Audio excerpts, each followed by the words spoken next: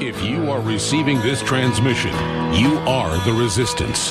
You're listening to Alex Jones. Welcome to the Alex Jones Show. Filling in for Alex today, I'm Owen Schroyer. Paul Joseph Watson will be taking over soon in the second hour.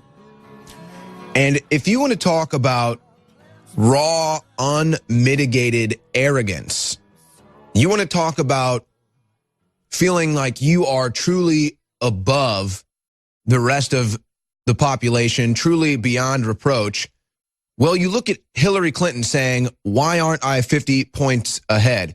You look at James Comey and Peter Strzok changing the terminology in the Hillary Clinton investigation so that she did not get indicted.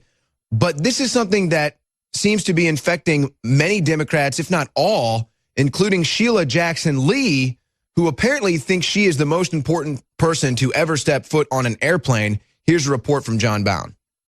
Democratic Representative Sheila Jackson Lee has had a career loaded with grandstanding, half-truths, blanketed racism, and sheer hubris. And frankly, maybe I should offer a good thanks to the distinguished members of the majority, the Republicans, my chairman, and others, for giving us an opportunity to have a deliberative constitutional discussion that reinforces the sanctity of this nation and how well it is that we have lasted some 400 years.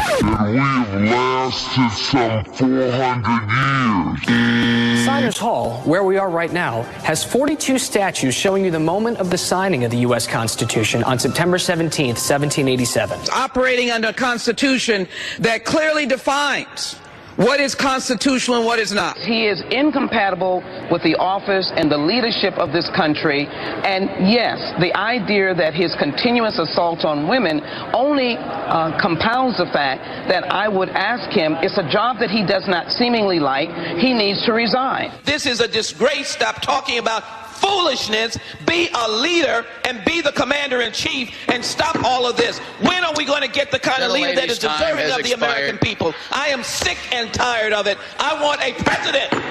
I do not want a person is no longer recognized. People are dying. Enough is enough. And don't harm my constituents because I'm calling on troops because they need help. I do that. Members are reminded to refrain from engaging in personalities toward the president. I've said the same thing as far as 10 years ago to the German people and to any population of people that is a declining population that isn't willing to have enough babies to reproduce themselves. And I've said to them, you cannot rebuild your civilization with somebody else's babies. You've got to keep your birth rate up. This Western civilization still is a superior civilization. Congresswoman, what are your thoughts about that? Casting aspersions on his so-called Western civilization. It is a racist, unbelievable statement that should not come out of the mouth of a member of the United States Congress. I stand here as a freed slave because this Congress came together. Are we going to be able to do it today to free America? I yield back. Now Lee's lunacy has reached a height that challenges common sense. The Daily Caller reported Jean Marie Simon, 63, accused United Airlines on Twitter of bumping her from a December 18th flight from Houston to Washington, D.C. in order to accommodate Lee. Lee responded with an angry Twitter tirade of her own Tuesday, accusing Simon of targeting her because of her race. Lee wrote, "Since this was not any fault of mine, the way the individual continued to act appeared to be, upon reflection, because I was an African American, seemingly an easy target along with the African American flight attendant who was very, very nice." Simon was on the last leg of her return trip from Guatemala when the incident occurred. In fact, she spent much of the 1980s documenting war crimes there in the wake of a military coup that saw thousands murdered, raped, and starved. She first traveled to Guatemala at the behest of Amnesty International. Simon is designated as a hardline Democrat by the Well, you just heard it. Sheila Jackson Lee, swamp creature extraordinaire. The louder they scream against Trump, the harder they will fall. Boy, I'll tell you, a little global warming would sound pretty good right now, wouldn't it? It's funny how that works. Al Gore. Can you believe Al Gore was the vice president? I mean, this guy is such a joke he predicted the polar ice caps would be completely melted by now. How does a man that pathetic become the vice president? Welcome into the Alex Jones Show. Filling in for Alex today, Owen Schroyer, Paul Joseph Watson takes over in the second hour. We got some news out here today. Of course, global, well, not global, but here in America, we're going to have some record low temperatures, it looks like, for New Year's Eve. Al Gore completely embarrassed. He's not choosing to make any statements. You had a building in the Bronx get set on fire or caught on fire yesterday. They're saying it looked like it may have been a child playing with a stove. I started to remember what happened in, I think it was in England, when that apartment building burned. It was mostly inhabited by migrants, and it still stands just like a burned building, just standing there, a total eyesore. You've got New Year's Eve security being ramped up because of threats of terror attacks. It's so loving, though. It's so tolerant. You should be tolerant of the open borders that lead to terrorism. What's wrong with you, you racist? But perhaps more shocking than Al Gore being completely wrong with his predictions on global warming, with this building that burned in New York City that I believe they said, 12 dead. Perhaps the Trump derangement syndrome that we thought had reached peak insanity when they were literally screaming at the sky. That was an event for them to protest Trump, screaming at the sky. You caught a little bit of Sheila Jackson Lee doing that in the last segment. But how about this? A protester has decided to protest Trump by going to Disney World and yelling at the robot Trump. This is truly an unprecedented display of insanity. Here is that video of this moron protesting a robot. That I took an oath. 35 simple words that have been repeated by every American president throughout history. I, Donald John. Lock him up! Lock him up! Lock him up! Lock him up! Lock him up! That's our chant for Hillary. Lock him up! Lock him up! Lock him up! Notice how no one's joining along. Lock him up! When you chanted that in the halls of a Trump rally, the entire halls were ringing with "Lock her up." Lock him up! Lock him up! Yeah, lock the robot up, buddy. Lock him up! Lock him up! Lock him up! Lock him up! Lock him up! Lock him up! Lock him up! Lock him up! Lock him up! Lock him up! Lock him up! Lock him up! Got to admire the persistence. Lock him up! The energy. Lock him up! The stamina. Lock him up! I guess what this individual lacks in common sense and IQ, he makes up for in stamina. So we give him credit for that. But you know, this is actually a pretty sad story here, folks. Now, I don't know what Sheila Jackson Lee, I don't know what her deal is. Is she a swamp creature that's freaked out because of the things that Trump is doing behind the scenes? Does she have her own crimes that she's hoping don't get exposed? Or is she truly just another one of these complete bumbling morons suffering from Trump derangement syndrome? It's really sad. It's really sad that this is what the propaganda news has done to individuals. It's really sad that people's souls are so sucked that they ignore all the evidence in front of their face and instead go with their emotions that are triggered by fake news. And so this individual, so brainwashed, so soul-sucked, goes to Disney World to yell at a Trump robot. You can't make this stuff up. And I really don't know what you do with a person like that. Insane asylum? Mental institution? You know, we shut a lot of those down in the 90s. Maybe it's time to reopen some of these mental institutions. If you're going to Disney World to shout at a robot maybe there's something wrong with you. If you're Sheila Jackson Lee and you want to make a big scene of yourself on the floor of Congress, and you want to make a big scene of yourself on an airplane because of your hubris, maybe there's something wrong with you. We've reached a lot of turning points in 2017.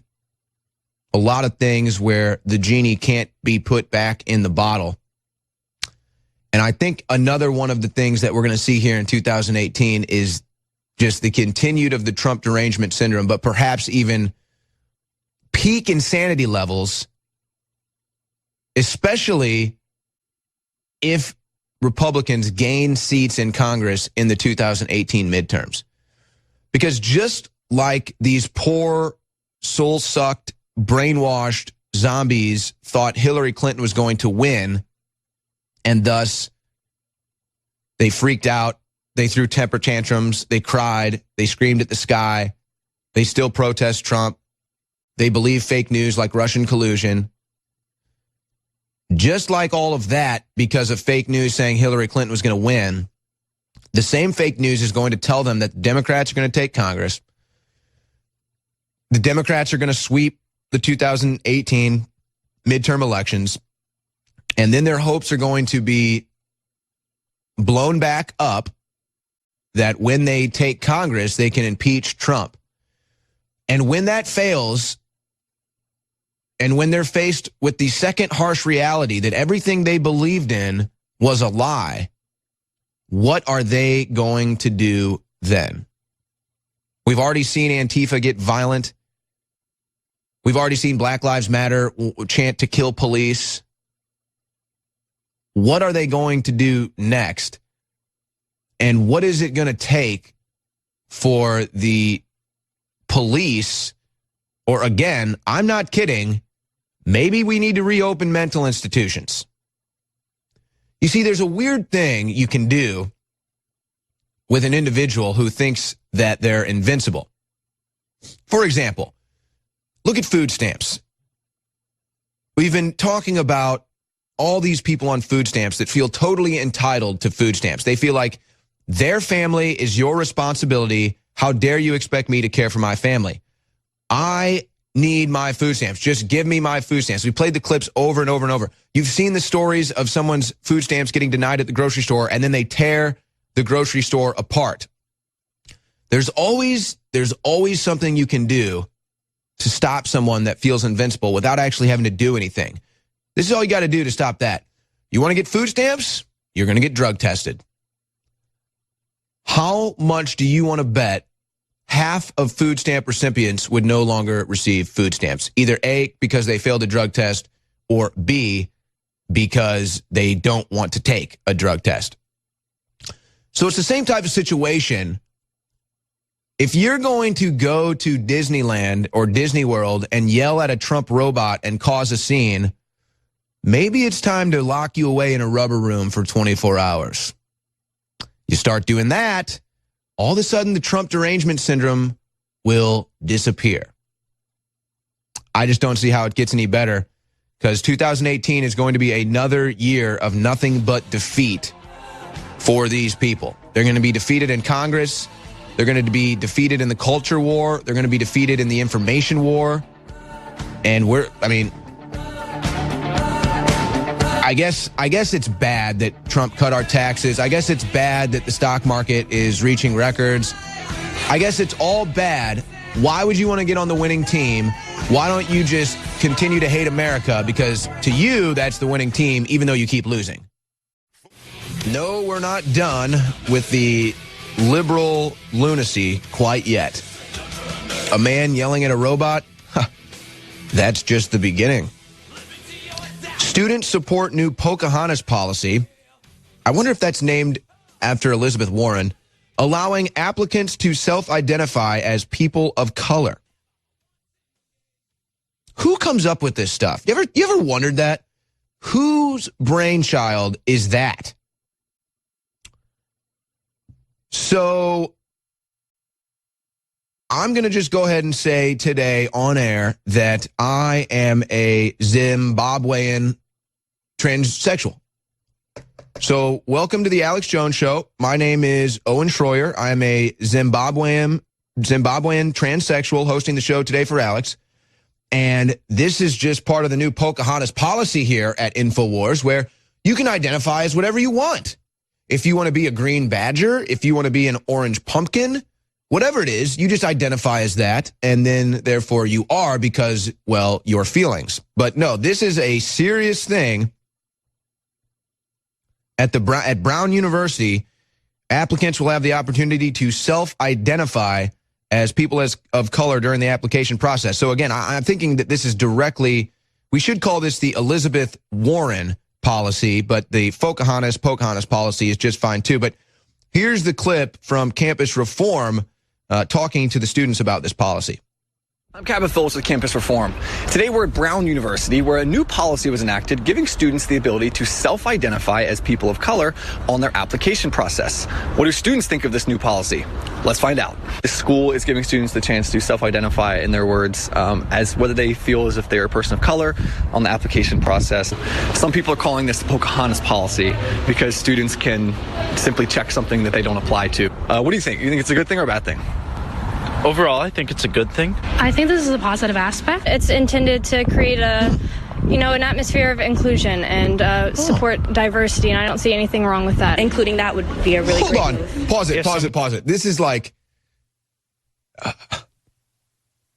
think about it like this. You've got all of these people at universities that will protest, a Milo Yiannopoulos speech or a Ben Shapiro speech or whoever's speaking on these campuses, and they get violent. Lucien Wintret, from the Gateway Pundit, they take his speech from him. So you got all of these crazy liberals out there that want to protest free speech, and I'm wondering if they would still agree with this policy if Milo Yiannopoulos showed up and said he was black and he self-identifies as black, and then when they protested him, he'd say, hey, you are all racists against black people. I wonder how that would go if you turned the worm on them like that. But see, here's their problem. They don't even have two-dimensional thinking. They have one-dimensional thinking. Fully one-dimensional thinking. Hey, we're going to say that you can identify as whoever you want on your application because of tolerance. Oh, yeah, I don't see anything wrong with that. Yeah, it's loving, it's good. And let's go back to the video. Here they are. Here's the actual morons that believe that. But he identifies as something it should be their right to. I think it would generally be a positive thing. And people should be granted all the options that they feel necessary to express themselves in that way. If the goal is student comfort and attracting a more diverse student body, then I don't see it as particularly harmful. I feel weird talking about this as not a person of color. But you could feel like one, though. Yeah. See, exactly. No, pause right there. Rewind it. Oh, this is the perfect thing. I love it when this happens. I have this happen to me all the time when I'm out interviewing these brain-dead liberals, where some of them may actually have the ability to begin the process of second-dimensional thinking, but they've never actually been challenged to go to that level. There's a specific video where I'm talking to a guy here in Austin, and I forget what I asked him, and I put the mic in front of his face, and he's like, whoa, that's true. Like, how did you, what? That's what happened to this guy. He's like, yeah, you should be able to identify as whatever you want, but, it's kind of weird for me as someone that's not a person of color to be saying that. And so then the guy asking the question says, well, maybe you are a person of color. Do you feel like it? And then he's like, oh. So watch this again. This is the moment. These are beautiful moments.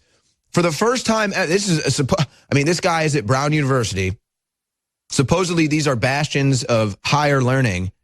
And this guy has never been challenged enough to kick in to a second-dimensional gear of thinking. For the first time in his life, probably, this guy from Campus Reform kicks this guy's thought process into second gear, and he freezes. Watch this. You're talking about this as not a person of color. What if you feel like one, though? There it is. He doesn't know what to do. That's it. He's trying to go into second gear, and he can't do it. He's never done it before. He's at a university. He's at Brown University, supposedly higher learning, high education, and he's never been so challenged that he's had to go into second gear of thinking. This is so gold. I'm telling you, everything.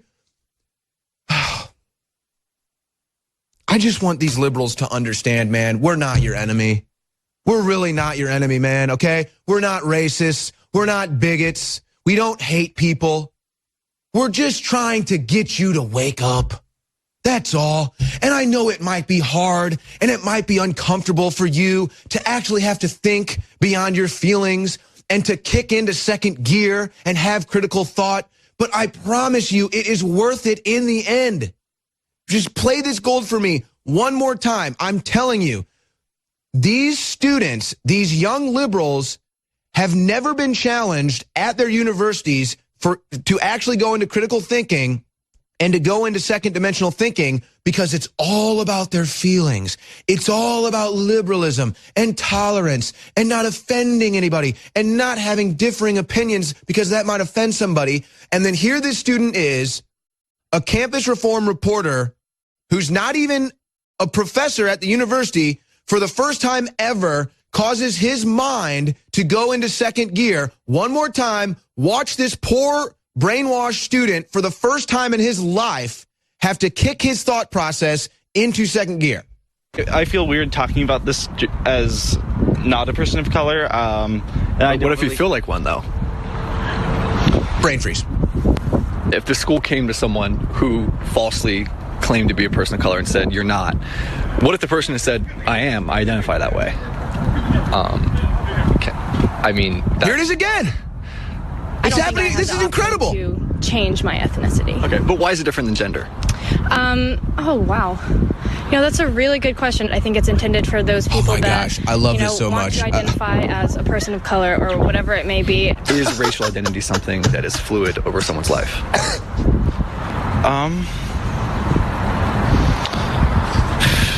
I'm losing it here. I feel like people tend not to try and make up their identity. I feel like something that people themselves know better than people who don't know them, and something that society likes to put on them. I think that gender is something that is inside of you and that you feel, whereas ethnicity listen to these people. Culture and heritage and tradition. Yeah. You know what? I'm not sure. Am I a male or a female? Let me check. Let me check real quick. I think it's important. Well, it looks like I'm a male, but I'm feeling like a female today. So I'm a Zimbabwean transsexual dog hosting the Alex Jones Show today because of my feelings. That's how I feel. What? Owen Schroyer filling in for Alex Jones today, and you may or may not be able to notice, but I'm a bit under the weather today, and I'm telling you, if it wasn't for InfoWarsStore.com and the products there that I'm taking, I would not be able to get on air today. Specifically, what I'm taking to get on air today: vitamin mineral fusion, chugging colloidal silver, way more than you should. I'm not recommending you do that. Vitamin B12. So, I mean, if it wasn't for Brain Force, Brain Force, if it wasn't for just the combination of products at InfoWarsStore.com, I don't even think I'd be able to get on air today, just because just the allergies are just so bad down here. And it's just crazy right now. And then there's winter because global warming isn't working. I'm a little ticked off. I'm kind of a fan of global warming, to be honest. But if you haven't tried the products at InfoWarsStore.com, I'm not sure what you're waiting for. Just go look at all the reviews. Don't take my word for it. Go and look at all the reviews that we have at InfoWarsStore.com, and you can see for yourself what people are saying. Now, right now, we have some specials running. Silver Bullet, 67% off. I'd get a case of that. That's an unbeatable deal. Brain Force is still half off, 50% off Brain Force Plus.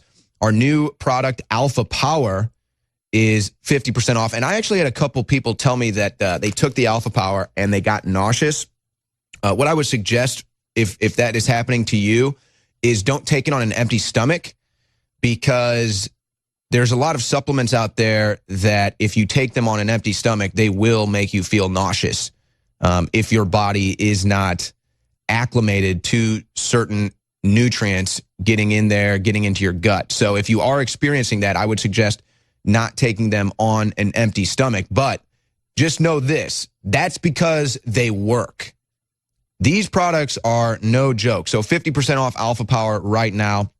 And you've also got the gut pack, the New Year's gut pack right now. That's MycoZX plus Floralife, 50% off. So if you're somebody that struggles with digestive health, or you have a gluten intolerance or something along those lines, this is a great special for you. The MycoZX Floralife combo at 50% off. Now, if you get just the MycoZX, that's 25% off. If you get just the Floralife, I think that was 33% off. But if you get both of them combined, that is 50% off. That's the New Year's gut pack special.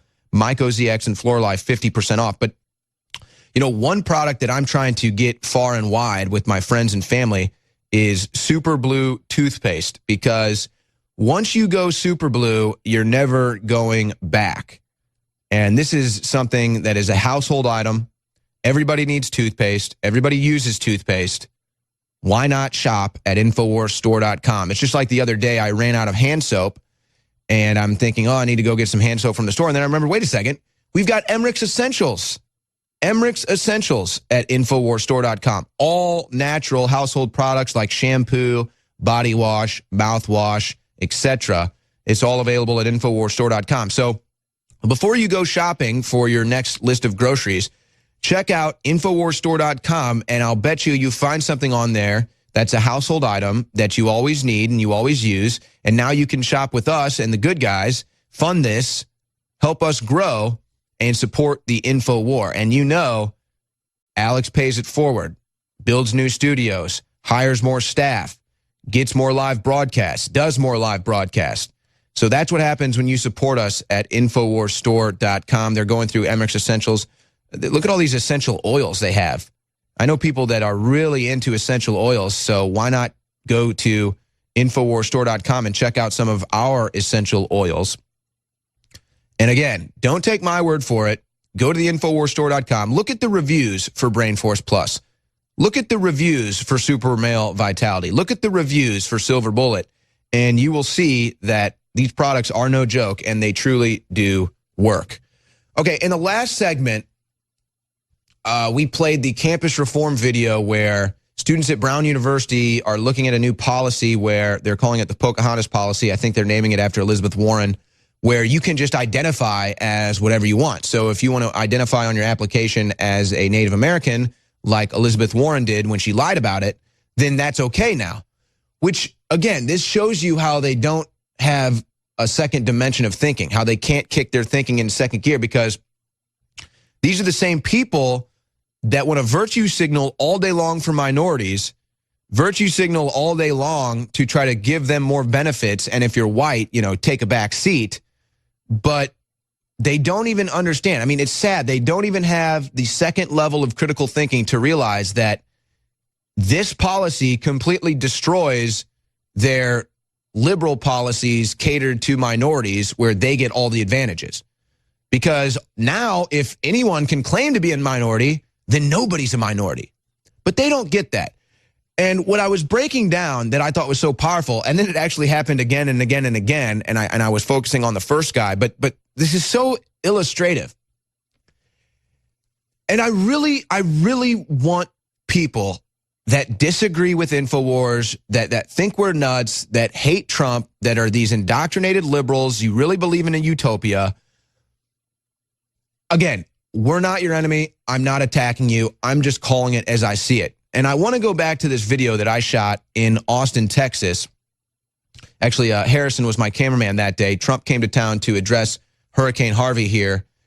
And I ran into an individual who was protesting Trump, and I asked him a couple questions, and you saw the exact same thing. So what I want liberals out there that see this, I just want you to recognize something here. I'm not your enemy. We're not your enemy. We want to help you. You have a serious brainwashing problem. You have a serious issue of Stockholm Syndrome. You really have mental issues. We really care about you. I'm not trying to insult you. This is not me being mean. And just to prove what I'm talking about, let's roll this clip of the man protesting Trump that I forced to think critically, who had a total brain freeze. All right, come on. Hey, we found this man will talk to us, so why should Trump be impeached? Because he's lied 1,000 times on record. What does he lie about? Should we look it up on his phone?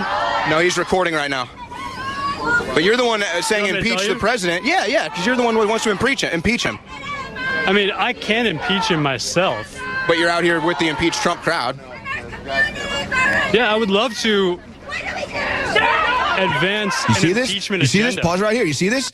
This is the individual who's never been challenged to go to the second degree of thinking here. First time being challenged and starting to go there. Let's watch the rest. Why?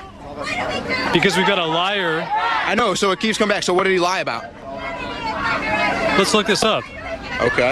Now he goes But to his you're out phone. here protesting. You shouldn't have to look it up. You know, you should already know your cause, don't you think? You're probably, right in some way, shape, I mean, or if you have to look it up, it must not be that important to you, you know? This sounds like a leading question. I'll tell you what, I'll let you do some research and we'll come back. How about that? There he goes. No problem. Hey, thank you for talking. So look, I already tried to talk to you. So that's enough, guys. So, but there's this, and I understand why, because we come on here, we call them libtards, but folks, what is the future of an individual like that individual, or an individual like we saw in the campus reform video, that can't even critically think? Yeah, look at his face. I'm not insulting this individual, but look at that face. That is the face of a man who, for the first time ever, has been challenged to think beyond his own feelings. And he realizes it, and he goes, wow, yeah, you're probably right. But think about it. What is the future of an individual who cannot think past 1 degree of thought process? What is the future of an individual who cannot think past their feelings? And beyond that, what is the future of a country? What is the future of a school? What is the future of a group of people that cannot think past first dimensional thinking? What is the future for them? Not good. Slavery. That's how you get tricked into slavery right there. All right, let's look at some of this news that we have here today. You've got a rare intersex shark, the first of its kind. So yeah, I mean, I guess that's kind of rare. The only one. Pretty rare. But this is probably a conspiracy theory like the gay frogs, and the atrazine probably doesn't exist. But now, for the first time ever, a intersex shark has been found with male and female reproductive systems. I'm sure that has nothing to do with the chemicals that we've intoxicated our planet with. Sure, it has nothing to do with that at all. Nothing to see here. Nothing to see with the gay frogs either. This is a story in the New York Times today. The year the news accelerated to Trump speed. It really is mind-boggling. Everything that got exposed in Trump's first year in office. It's almost impossible to sit here and try to name it all, and that's because it was breaking all the time. I mean, just look at everything that was exposed with Barack Obama. Look at everything that was exposed with Hillary Clinton. Look at everything that was exposed with the FBI. Look at everything that was exposed with the Me Too movement. It's really quite incredible. Meanwhile, half of abducted Iraqi Yazidi girls remain in ISIS captivity and sex slavery. Thousands of kidnapped girls forgotten in hell. And that was the liberal Arab Spring. And this was also a result of what Hillary Clinton's policy in Libya did, where they have slaves now. But we're the racists because we call it out. And that's a great point. In fact, I was going to probably pop in on the show today about that. That's why I came in here when I saw you were covering it. And just the whole fact, like the New York Times admits, news at Trump speed. We are taking control of the narrative. Not just Trump, all of us, by what we want to break, what we want to focus on, not letting the globalists set the subjects anymore. Their back is broken in 2017. Now, the big war is in 2018 with the floundering remnants of the globalists. I completely agree. And they can't keep up, and that's why they're failing.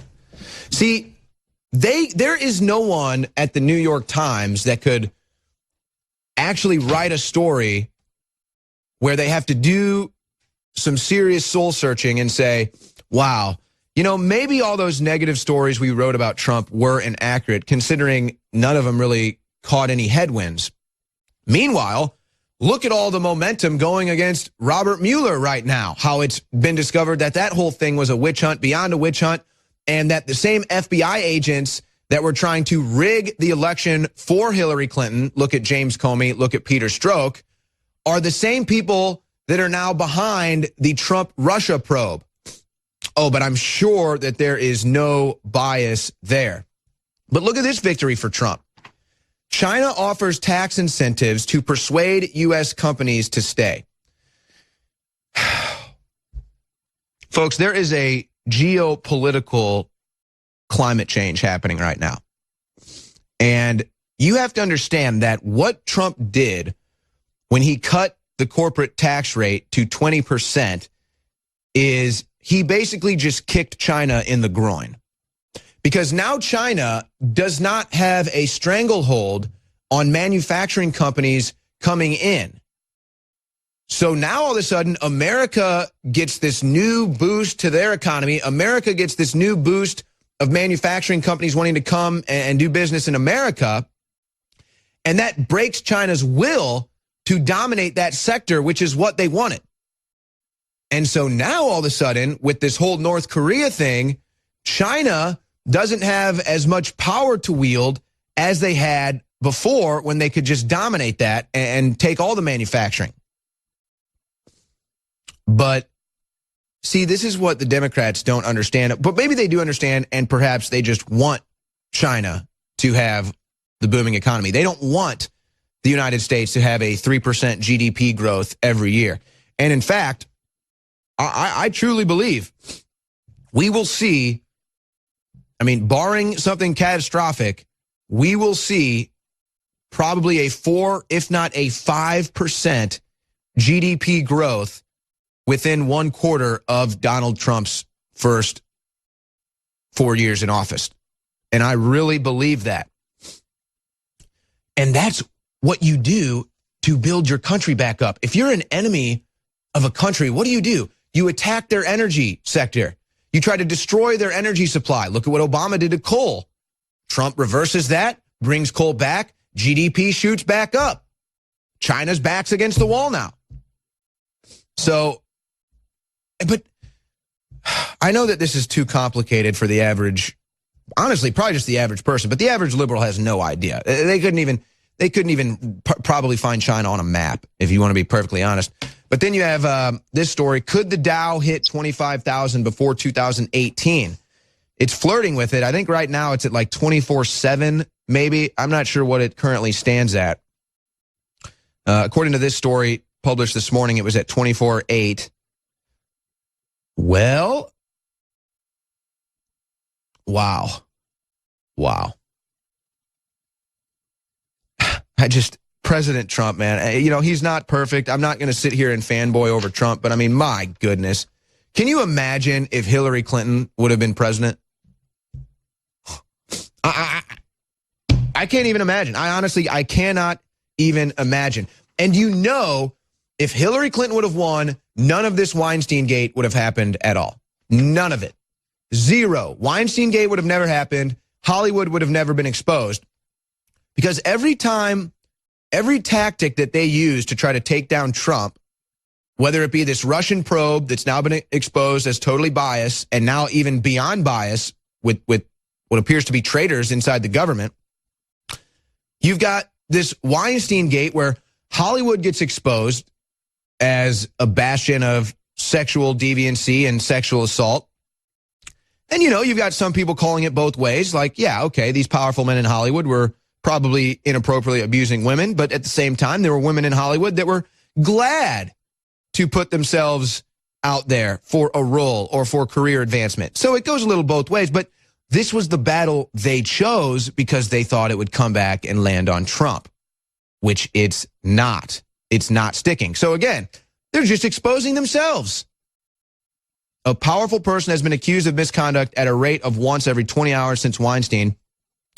And not to politicize this, but just to call it as it is, 90% of these people are good liberals. 90% of these people hang out in the same circle of friends as Bill and Hillary Clinton. A lot of these people are even donating to Bill and Hillary Clinton's campaigns, Obama's campaigns, getting praised by the Obamas for how good they are, getting praised by the Michael Moores for how good they are. Oh, then they get exposed as sexual assaulters. Never would have happened if it wasn't for President Trump. So just remember, before you want to blame Trump of whatever it is you're going to try to blame him of, you're probably the guilty party, and it's going to come back on you, Sheila Jackson Lee. You might want to get out of office before you have a hard fall. Now, this story actually broke yesterday. Date set for Trump's first physical exam as president. I have a feeling that when we get these results, the physical exam is on January 12th. I don't know when they'll make it public. I have a feeling that these results are going to trigger the liberals so hard.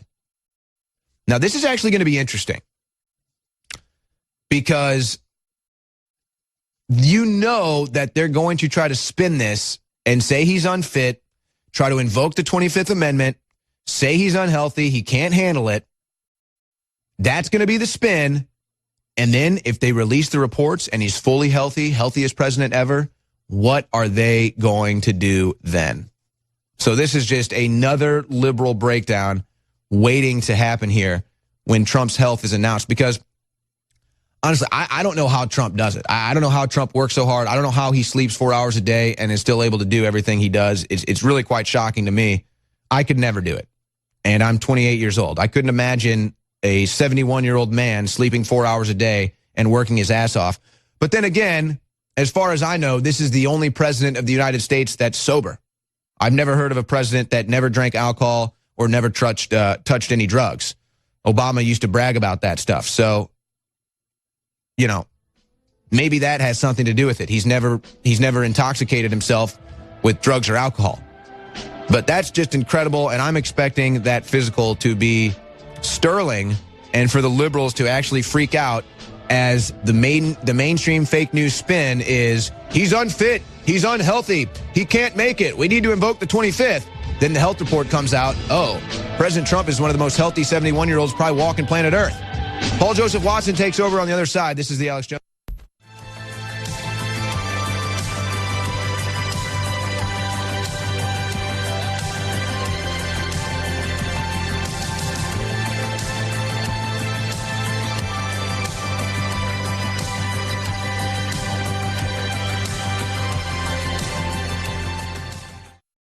Defending the Republic from enemies, foreign and domestic.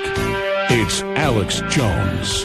Owen Schroyer here with Alex Jones sitting to my right, and we are about to throw things over to Paul Joseph Watson. We wanted to get a little round table going here.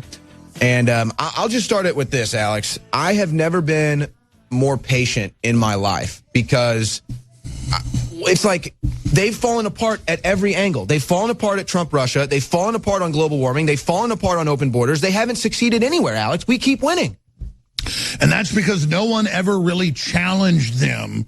And they had this con game going, this illusion, and the globalists had hijacked America and hijacked Europe and used those engines and our good name to take over the world.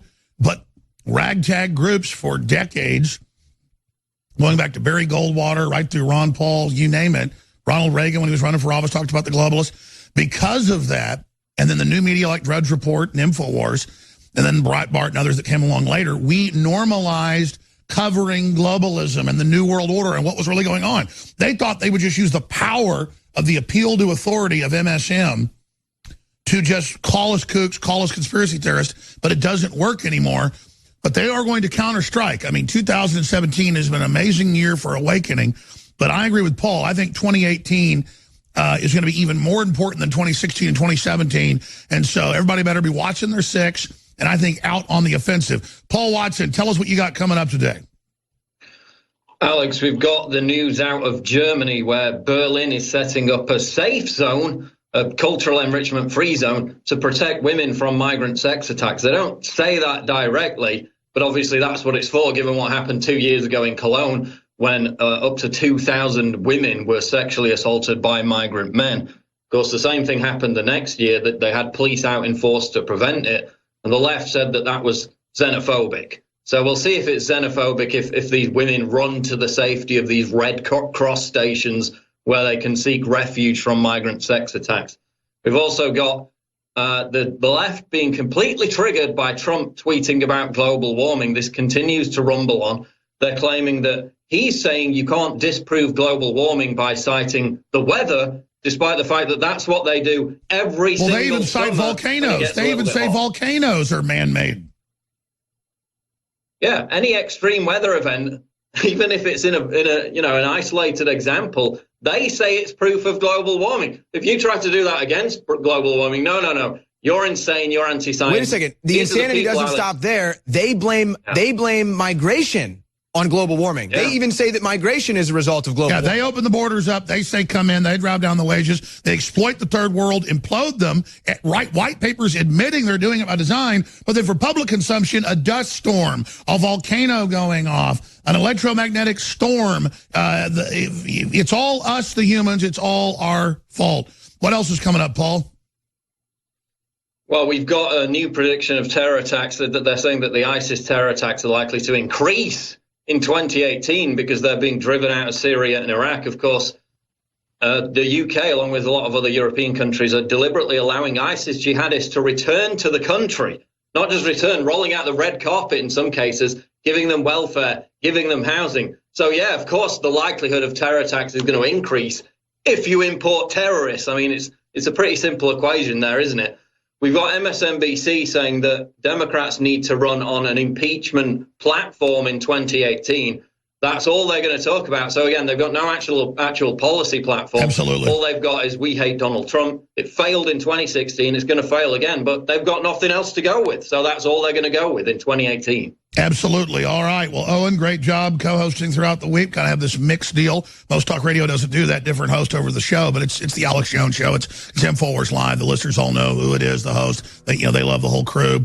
And so we're going to have Paul Watson for the next 2 hours. Then Rob Dew's coming in the fourth hour. He's got the folks that on 8chan and the rest of it moderate the QAnon boards. So we'll talk about all that, to take your phone calls on that subject and so much more. Again, I'm Alex Jones. Paul Watson is taking over. And, of course, Owen Schroyer has done a great job here in the first hour. We'll be right back. Stay with us. Ladies and gentlemen, Infowars is gaining more momentum. Our movement is gaining more momentum. And now, thanks to you, we are setting new milestones. You have made Paul Joseph Watson set a new milestone over the last week. So we thank you for everything you do for us. Without further ado, I pitch it to Paul Joseph Watson. Take over, Paul. Thanks, Owen. Yeah, top story up on Infowars.com this Friday, December 29th, is this headline: Berlin sets up New Year's Eve party safe zone to protect women from migrant sex attacks. Of course, that's our headline. They don't directly admit that that's the reason for this program in the actual press release in the article put out by the BBC. But the article reads, Berlin's New Year's Eve party at the Brandenburg Gate, obviously an iconic location for freedom, not so much anymore, will feature a safe zone for women to protect them from rape and sexual assaults by gangs of migrant men. Women who feel harassed will be able to seek help from a special safety zone located on Elbertstrasse, which will be staffed by the German Red Cross.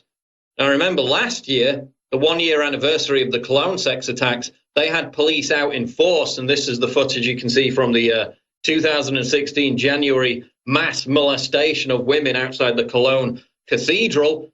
Again, police stood down, they lied about it, they claimed, they put out a NPR-style taxpayer-funded documentary that said it was white German men responsible for the sex attacks. Of course, that was complete nonsense. The government itself admitted that the vast majority, almost all of the attackers, were North African migrants or asylum seekers.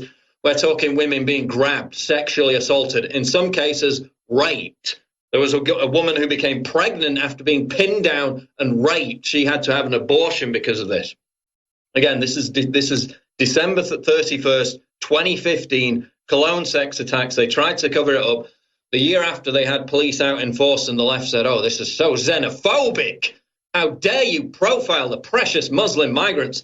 And yet they turned up again. The next year they turned up in huge numbers, even after all the negative publicity as a result of these mass sexual assaults the year before. So that you can't even have police protecting women from being raped anymore without being called xenophobic in certain European cities. So now they've got the Red Cross staffing a safe zone. Again, this is about segregation. Segregation of women in major European cities during major events. This is the Islamization of Western society. Women who feel harassed will be able to seek help from a special safety zone, which will be staffed by the German Red Cross. While organizers will obviously never acknowledge it, the safe zone is blatantly designed to protect women from sexual assaults by predominantly Muslim migrant men. Now, if you go to the BBC article, which is linked from my article from Infowars, they admit that this is a response to events 2 years ago in Cologne, which have since been repeated in other cities. Every time there's a music festival in Sweden, there's a number of sexual assaults of women. They call for banning all men because, again, you can't say exactly what type of men are doing this because that's xenophobic. We can't actually crack down on the perpetrators now. Just blame all men. Just blame all men. But even in the BBC article, they admit this is a response to Cologne when, quote, hundreds of women reported being attacked by gangs of men with migrant backgrounds. That's not Infowars. That's the BBC acknowledging that. Again, despite the fact that they had a documentary, a lefty taxpayer-funded documentary in Germany come out later and say that it was German white men that were responsible and it was unfair to blame the precious migrants. So they got the BBC being honest for a change. Shocking footage, and we were rolling it earlier, we can roll that again, that later emerged from the night of December 31st, 2015 in Cologne, shows women screaming as they're assaulted, with police totally overwhelmed and unable to properly respond. One eyewitness, and we did an article about this at the time with the video, who was a hotel security guard who fought off some of the attackers. Now, remember, probably some of you will remember this article. They had a hotel security guard, big guy. I don't think he was German. I think he was an Eastern European, who was actually in fist fights with some of these migrants as the women ran behind him for protection because the police didn't show up for about an hour. So women had to literally run into the doorways of hotels and try to seek refuge there. He said at the time that police told him the scene resembled a civil war, the few police that were there at the time when it began. Some women were pinned down and raped by the migrants, with one victim even being impregnated and later forced to have an abortion. And you can link through to that story in the article. Despite the unprecedented chaos, the German media failed to report on the attacks for days. There was a huge cover-up in mainstream media. This came out instantly as it was happening on social media, but there was a lockdown in the German media for days with them denying that this had even happened. This is the same German media that works directly with the German government to cover up the identity of migrants when they rape women in both mass molestation cases and individual cases across the country. That was official government policy, remember, to cover up the identity of these rapists for at least a year in Germany. And they did that for days on end after this mass molestation, which was one of the biggest stories of 2015, easily.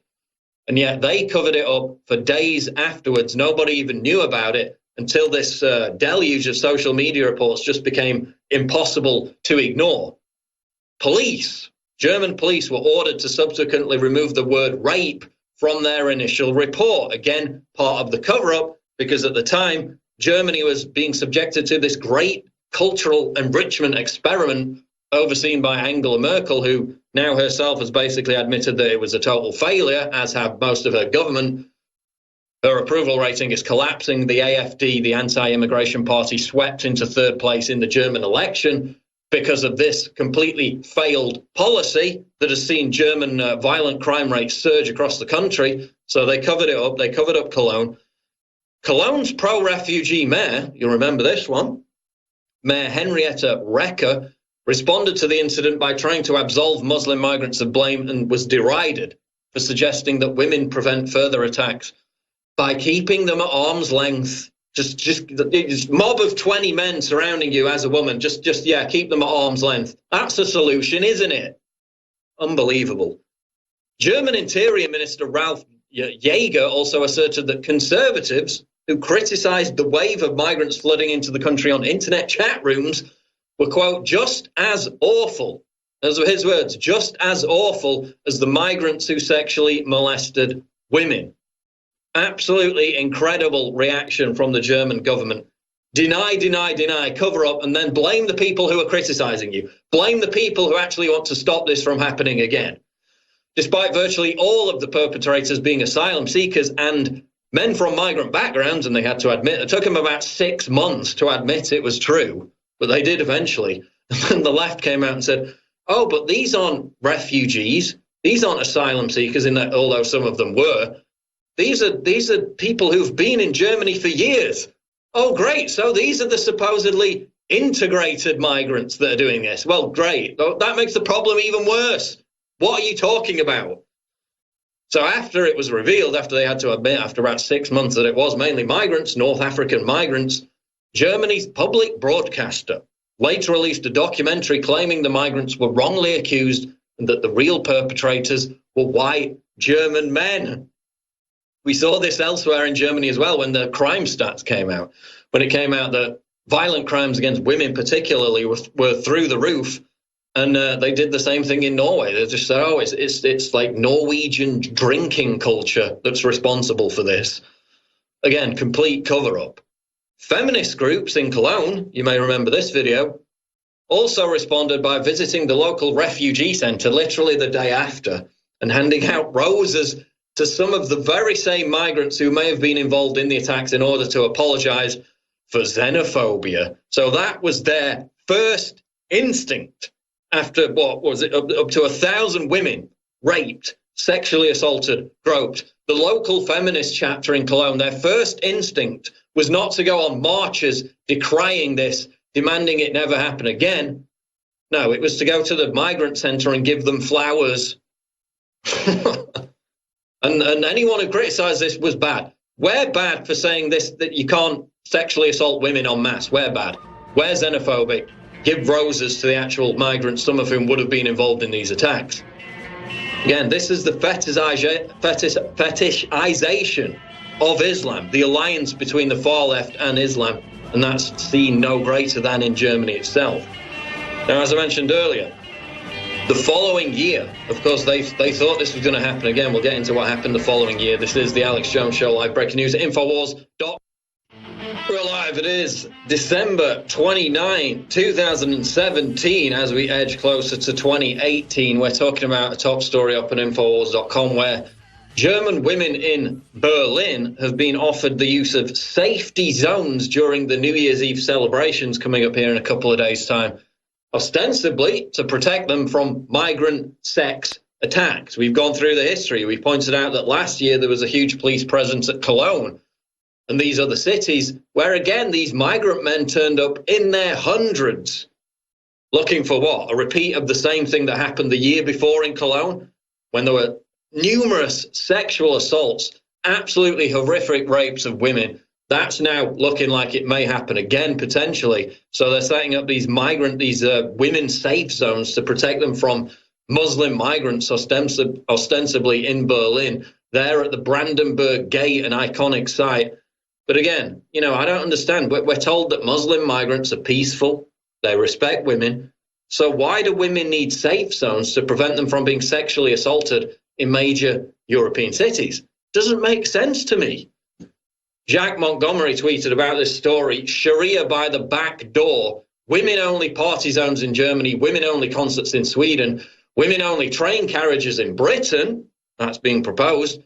Westerners are being persuaded to accept Islamic cultural norms in the name of public safety. Again, it's all about bending over backwards to their culture, even though some cultures are better than others. It's about complete capitulation. And indeed, they asked a professor after the Cologne sex attacks in 2015 what he thought it was all about. He said the attacks were meant to send a message to Europeans that they cannot protect their women. That was the psychological aspect behind it, according to that professor. Now we're seeing, again, bending over backwards. Not any, national conversation about should we stop importing millions of these people every year. They've had to do that actually in Germany now just because of the backlash But again, that's not the conversation. The conversation is about, again, bending over backwards, creating safety zones. We don't need safety zones in major European cities during major celebratory events. New Year's Eve. We should not need that in Western countries. This is not Egypt. This is not Tahrir Square, for God's sake. But again, it's about acquiescing to an invasive culture, not reasserting our own culture and taking a look at these immigration policies that have caused this problem in the first place. No, we can't talk about that because, as the feminist said, who gave out roses to migrants the day after the mass molestation in Cologne, that would be xenophobic. We have to have safe spaces. Well, Viktor Orban has set up a similar safe space. It's called Hungary. This is out of Breitbart. Accept the will of the people on migration, culture, or hit the road, Orban tells Europe's leaders. Hungarian Prime Minister Viktor Orban said that Europeans are asserting their will by supporting leaders who reject mass migration and support Christian foundations, and gave a warning to politicians who deny the natural order of democracy. Of course, he's in alliance now with these other countries, especially Austria, Czech Republic, and others that have this alliance which is based around rejecting mass immigration. You don't see terror attacks in Austria, you don't see terror attacks in Hungary, you don't see mass molestations of women in Hungary either. The Conservative Fidesz party leader told Kossuth radio listeners that 2.3 million Hungarians took part in the national consultation against the George Soros-backed pro-mass migration plan, and Mr. Orban now intends to spend the next few months convincing his opponents that Europe is right to protect her borders and her culture. So will he be successful in using his own country as an example to say, look, we're peaceful. Women can walk down the street at night without fear of being accosted and assaulted. Do you want to be like us, or do you want to continue down this path of disaster, of cultural suicide? Asked by the 180 Minutes host what made him think that after 2 years since the migrant crisis, progressive leaders would listen now, Mr. Orban said, because in the meantime, elections are being held in Europe. Those who argue for a mixed population and to abolish societies based on national and Christian foundations in favour of living in multicultural societies are continually losing ground in national elections, Orban observed. Because we saw that in no greater example than in Germany a couple of months ago with the AfD surging into third place. He went on to say European people will assert their will. Look at the elections that have been held in Europe over the last few months. I think this process will intensify. So Viktor Orban set up a safe zone for women. It's called the entire country of Hungary because he's not following the same disastrous policies that created these problems in the first place. London, on the other hand, different story. This is also out of Breitbart headline. Delivery drivers reveal London no-go zones made too dangerous to work by acid attacks and knife crimes.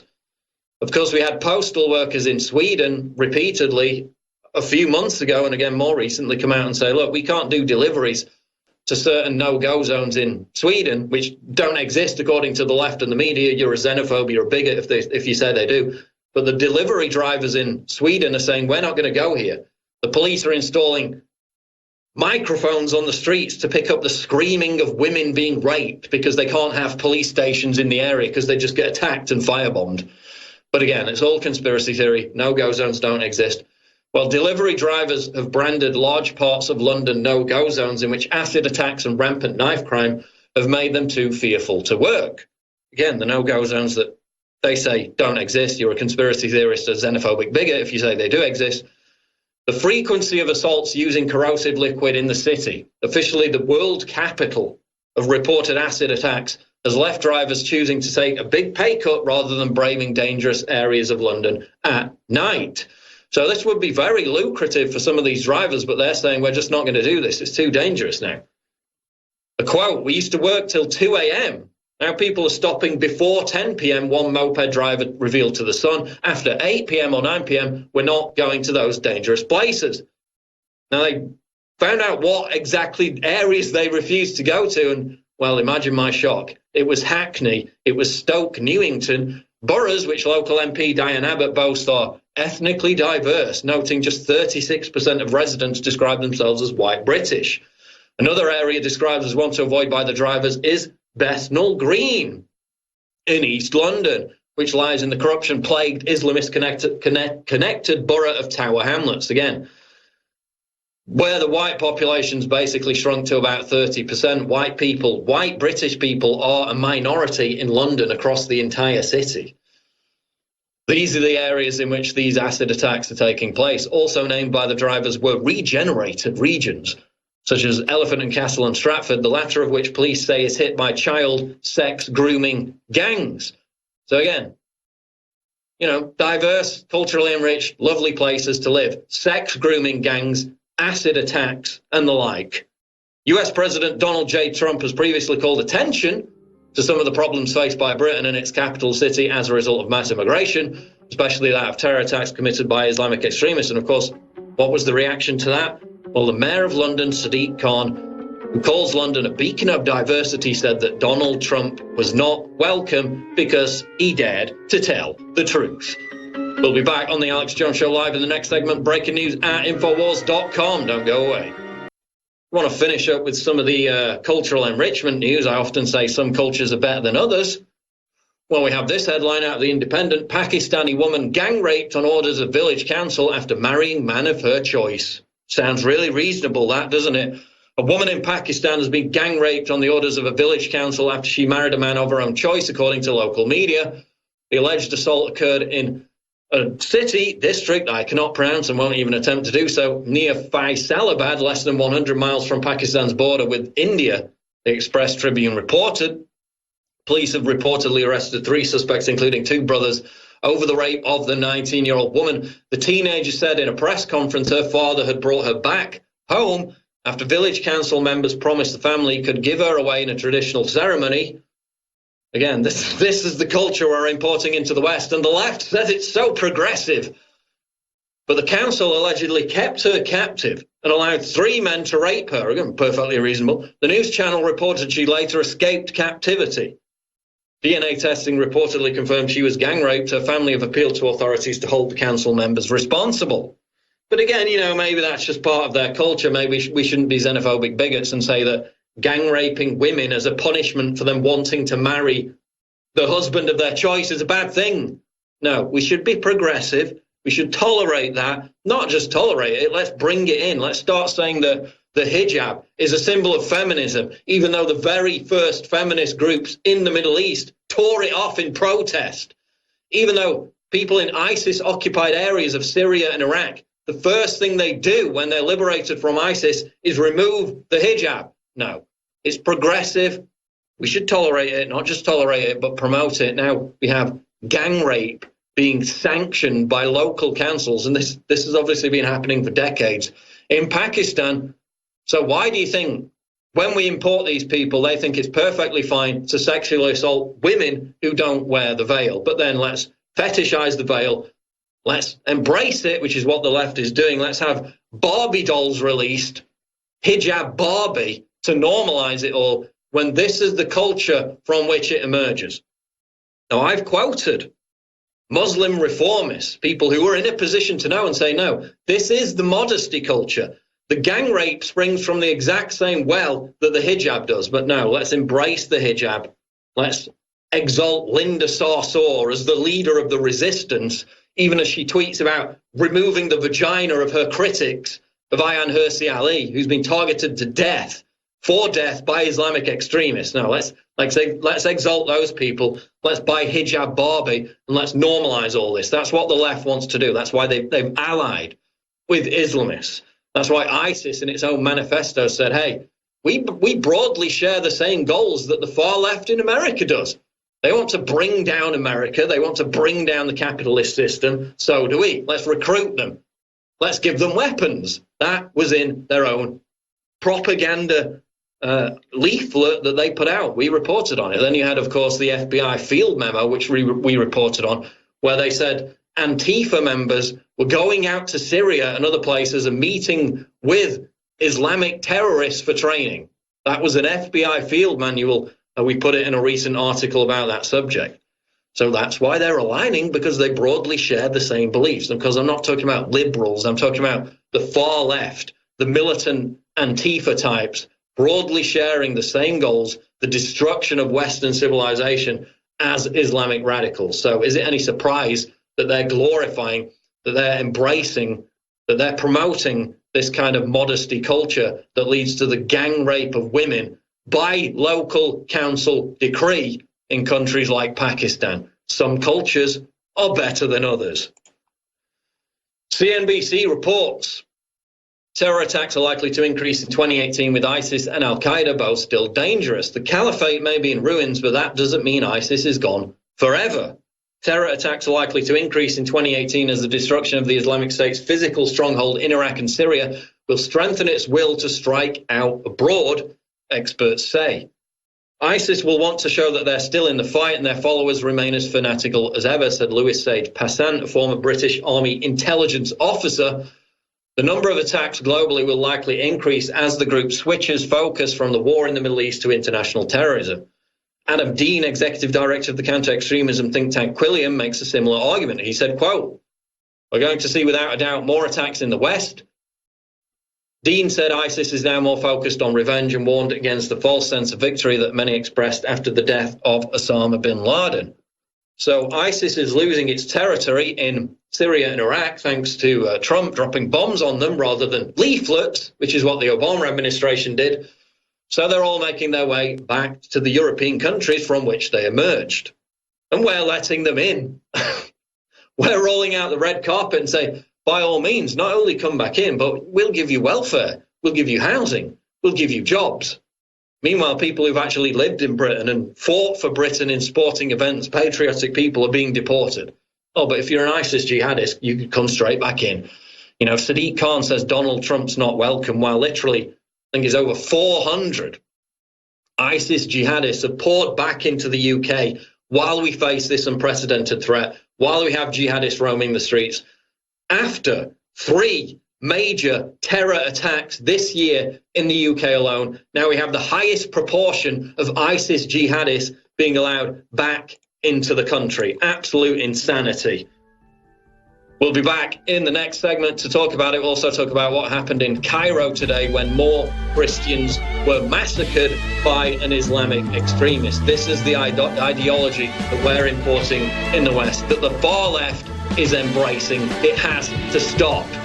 This is the Alex Jones Show, live breaking news at Infowars.com. We'll be back. Don't go away.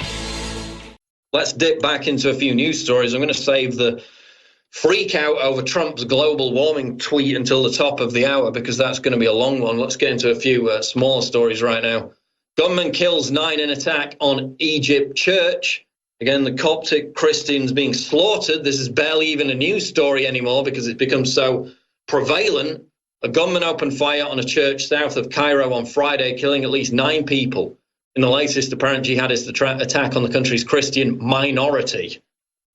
Again, people don't care about minorities when they're not Muslims or in other cases, other faiths. When it's Christians, you know, who cares, right? They're Christians. That's the general attitude amongst many on the left because these attacks are so commonplace now. They're being ignored. Health Ministry spokesman Khalid Magad said to state television the gunman was shot dead after killing 9 people and wounding others, including a police officer.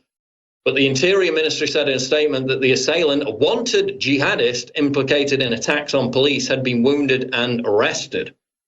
Cell phone footage posted on social media appeared to show the bearded gunman wearing a bulky ammunition vest sprawled on a street, barely conscious as people restrained his arms and then handcuffed him.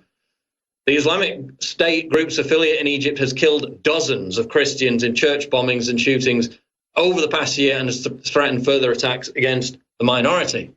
So again, huge amounts of Christians being driven out of the Middle East, being driven out of North Africa. And again, it's barely a footnote. What's the biggest story of the year? Oh, it's the Me Too movement. This has never been the biggest story of the year. It's been the biggest story of the year for the past 10 years. Even since the Iraq war when Christians were driven out of the region. But again, now it's barely a footnote. Sputnik News reports the US reportedly evacuates Daesh leaders, that's ISIS. I don't know why news organizations continue to use the term Daesh because it just confuses people. It's ISIS. Leaders from Syria's Deir ez-Zor region again. US helicopters have evacuated ISIS leaders from several areas across the Syrian province of Deir ez-Zor. to the country's northeast, Syria's Sana news agency has reported. Now, remember, a few days ago, we had the Russian general come out and say, why are ISIS jihadists still being trained by the US military in Syria?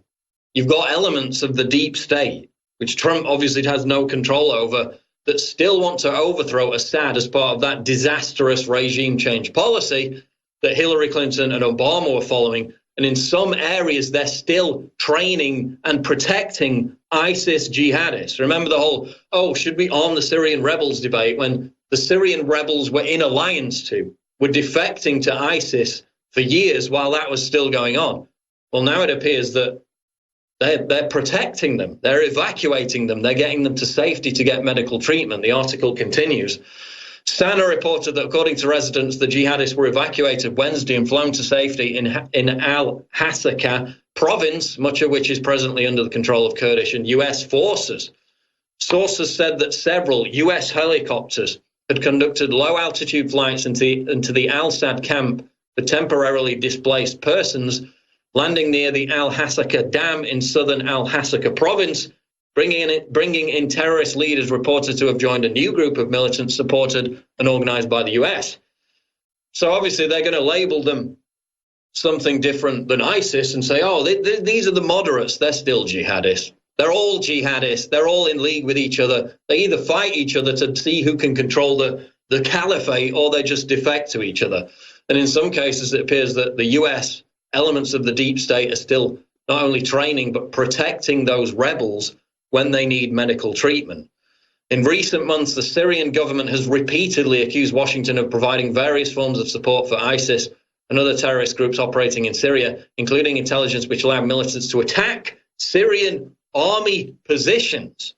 So again, they're giving intelligence to the terrorists who are attacking the Syrian army. According to Damascus, US air power has been used on numerous occasions to rescue terrorist leaders from their imminent destruction at the hands of the Syrian army, and even to stage accidental attacks on Syrian forces as they advanced against the militants. So, of course, back at the start of the year, we had this huge furor over Trump bombing the Syrian airfield. Again, that was his deep state handlers convincing him to follow the same disastrous policy that Obama and Hillary Clinton have been following, that the likes of John McCain support too. It appears that at least in some areas of Syria, that policy is continuing with these rescues of ISIS fighters, but they're just going to label them moderate rebels. They're going to call them by a different name, and everyone's going to look the other way. But certainly Syria and Russia are ringing the alarm bell over it once again. We'll be back in the next segment of the Alex Jones Show to talk about how the left is freaking out over, you guessed it, Donald Trump's tweet once again. We'll be back. Don't go away.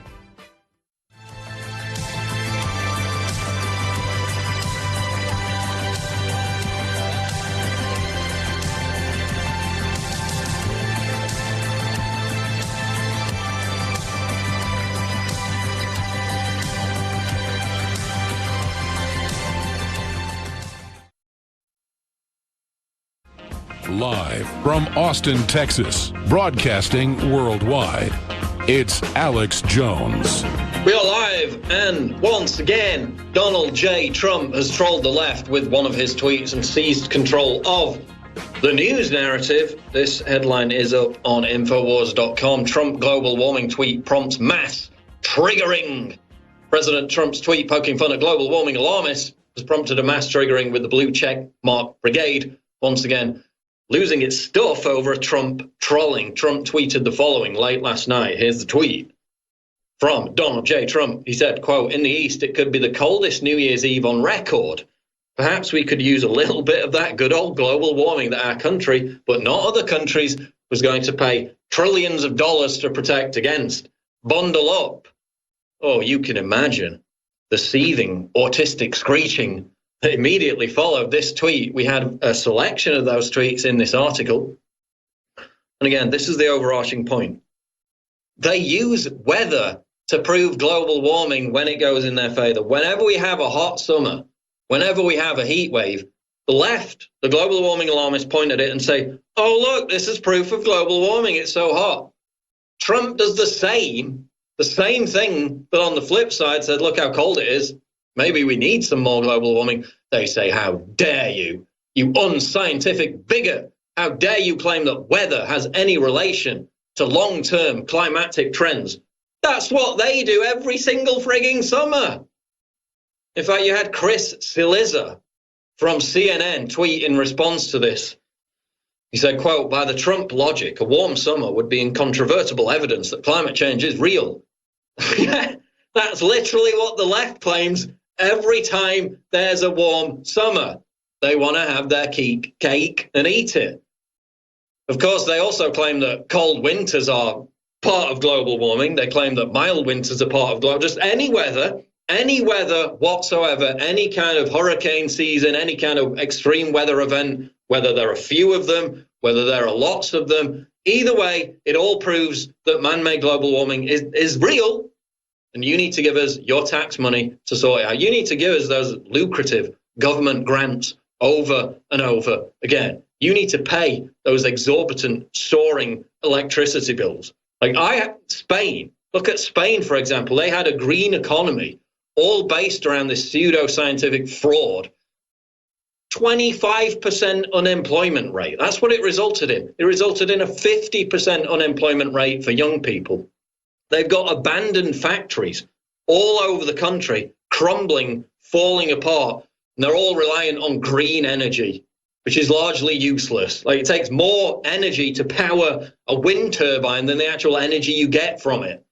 And what's the result? Exorbitant, skyrocketing electricity prices. Like, I have to pay my parents' electricity bill because they can't even afford to pay it on their pension. They live in Spain. Completely out of control. But now Trump dares tweet about it in a jokey fashion, and the blue checkmark brigade just lose their stuff. I mean, let's go back to this article. Let's see some of these responses. The mass triggering. Daniel Dale said, it's funny. When Trump made his Paris Accord announcement, the White House evaded for days as reporters asked whether the president still believes global warming is fake. He just tweeted it out. David Frum. This is what David Frum said. Now, bear in mind, David Frum is a neocon. He was George W. Bush's speechwriter before the invasion of Iraq. He responded to this. And this is a funny thing that you see now. All these neocons are trying to come back to prominence, having had their ideas completely annihilated by the course of history. They're trying to come back to prominence by ingratiating themselves with the far left. David Frum said, when the alien archaeologists study the ruins of human civilization, this will take a prominent place in their notebooks. That's George W. Bush's speechwriter for the invasion of Iraq. You know, if anyone knows about ruining civilizations, it's David Frum. Unbelievable. We'll get more into this on the other side. This is the Alex Jones Show live, breaking news at Infowars.com. Don't go away. So whenever we have a hot summer, whenever we have a heat wave, the left cites it as proof that man-made global warming is real, that we need to hand over more of our tax dollars to solve it, that we need to support the scientists who get by with lucrative government grants year after year after year, pushing this pseudo-science. So weather proves global warming if it's hot and if you're arguing for man-made global warming, but try and flip that around and say, look how cold it is. Doesn't this disprove global warming? How dare you challenge our orthodoxy? They will come after you.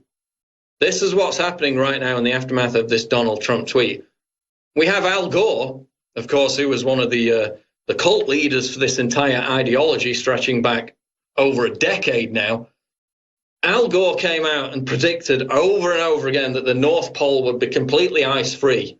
He's been proven wrong again and again and again, which is the point. All these climate scientists, Al Gore, whoever you want to look at, Paul Ehrlich, all of them, going back to the 60s, they all predicted catastrophe. And they all cited certain dates by which that catastrophe would happen. None of it happened.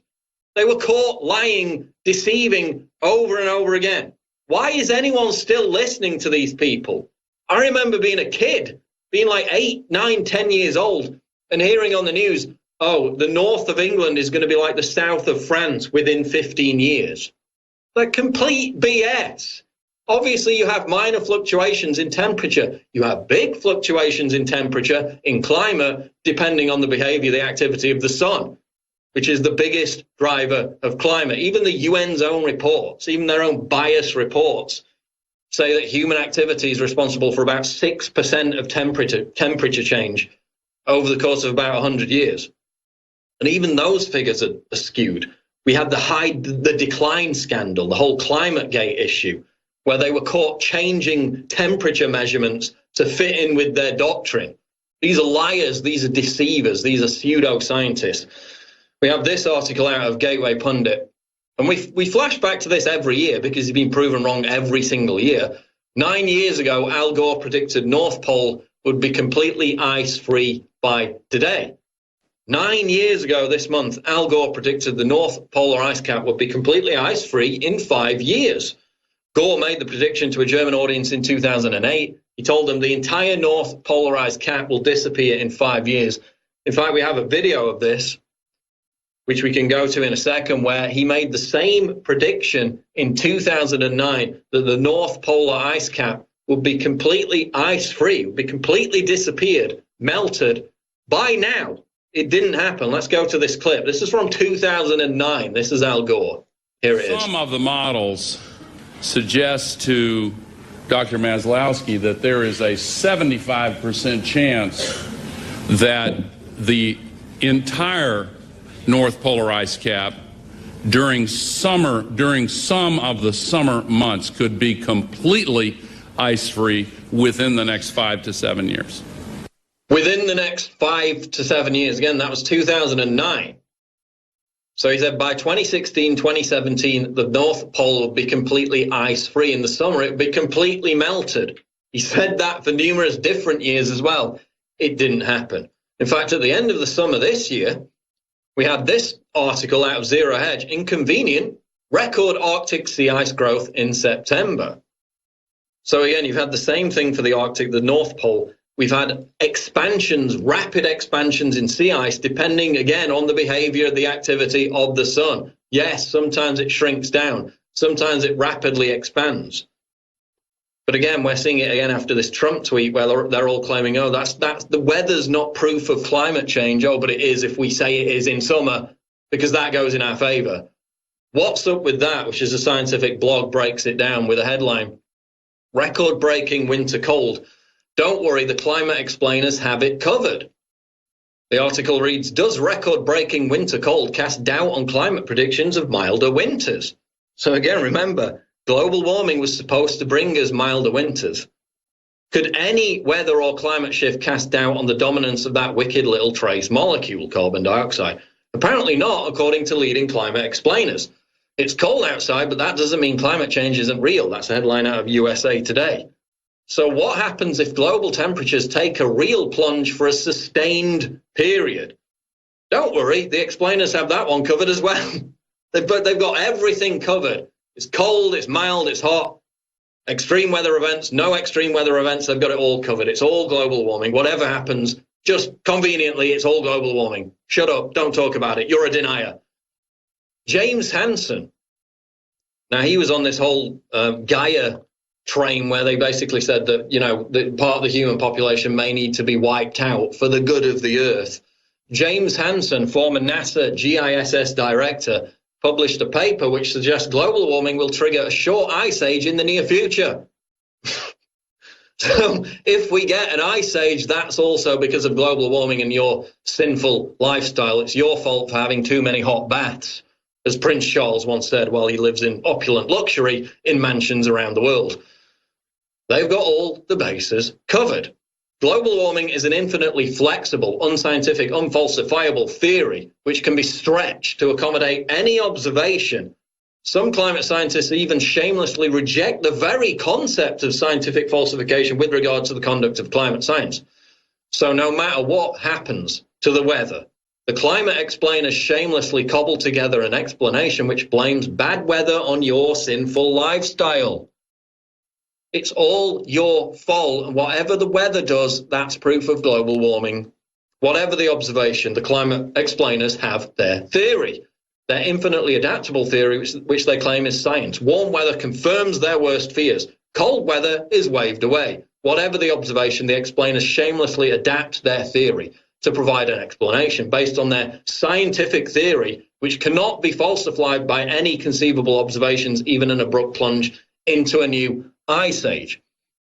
So even if we had a new ice age that lasted for decades, they would still continue to insist that global warming was responsible. Oh, and by the way, these are the same people who back in the 70s, you had Time magazine, Newsweek, front page cover stories about this, who back in the 70s were saying that there was going to be a massive trend of global cooling, that was what humanity was responsible for. That's what we had to tackle in the decades going forward. Again, proven spectacularly wrong, so why is anyone listening to them now?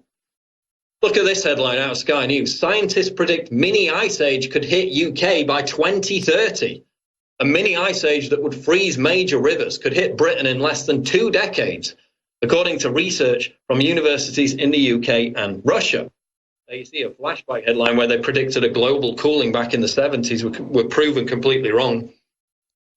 But now a mathematical model of the sun's magnetic activity, again, the sun is the main driver of climate, suggests temperatures could start dropping here from 2021 with the potential for winter skating on the River Thames by 2030. When did we last have skating on the River Thames? It was during the last mini ice age, 400 years ago, where we have artist representations of people ice skating on the River Thames in London, because it was a period called the Maunder Minimum where sun activity was low. Again, the sun is the main driver of the climate. A team led by math professor Valentina Zarkova at Northumbria University built on work from Moscow to predict the movements of 2 magnetic waves produced by the sun. It predicts rapidly decreasing magnetic waves for 3 solar cycles beginning in 2021 and lasting 33 years. Very low magnetic activity on the sun corresponds with historically documented cold periods on Earth. You could go through history. Hundreds and hundreds of years ago, we swung wildly between warm periods and cold periods. There you see Time magazine, the Global Warming Survival Guide. The current propaganda phase is global warming. If we have a mini ice age, they'll just switch it back and say, oh, by the way, you're also responsible for this. Whatever happens, ice age, heat wave, cold weather, hot weather, you're to blame. Give us your money. Stop having hot baths. We're the elite. We're going to tell you how to live your life while we live in opulent luxury. Screw you. That's basically the message. This is the Alex Jones Show Live. We'll be back with more news after the break. Breaking news at Infowars.com. Don't go away. Let's get back into some of this news. Talking before the break about global warming and the left asserting how much they love science, how scientific they are, how bigoted, uninformed. And in some cases now they're claiming that Trump's mentally ill because he made fun of global warming, because he suggested for a moment, he committed the thought crime that it may not actually be a thing, given these massively cold temperatures we're experiencing, not just in America, but also in many parts of Europe. But the left, they're all about science, right? They stand on the side of science, unless you're talking about gender and sexuality, in which case there are 75 different genders, in which case chromosomes don't determine sex. That's what they're literally saying. These are the scientists. These are the pro-science leftists. They stand firmly on the side of science.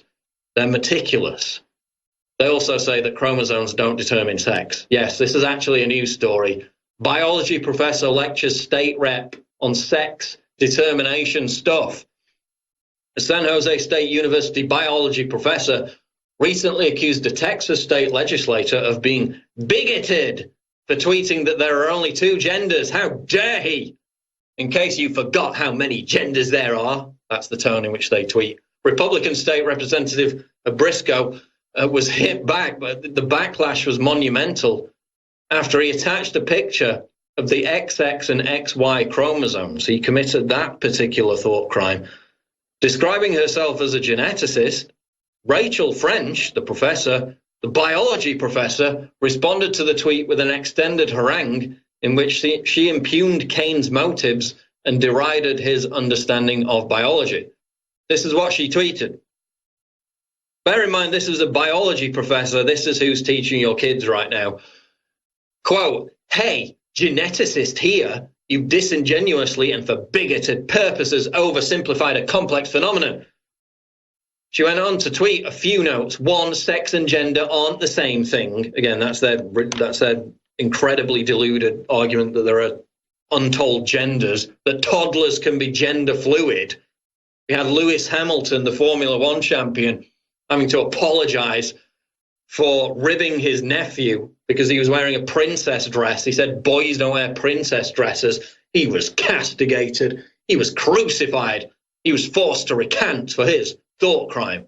Well, this is what this biology professor is saying. Sex and gender aren't the same thing.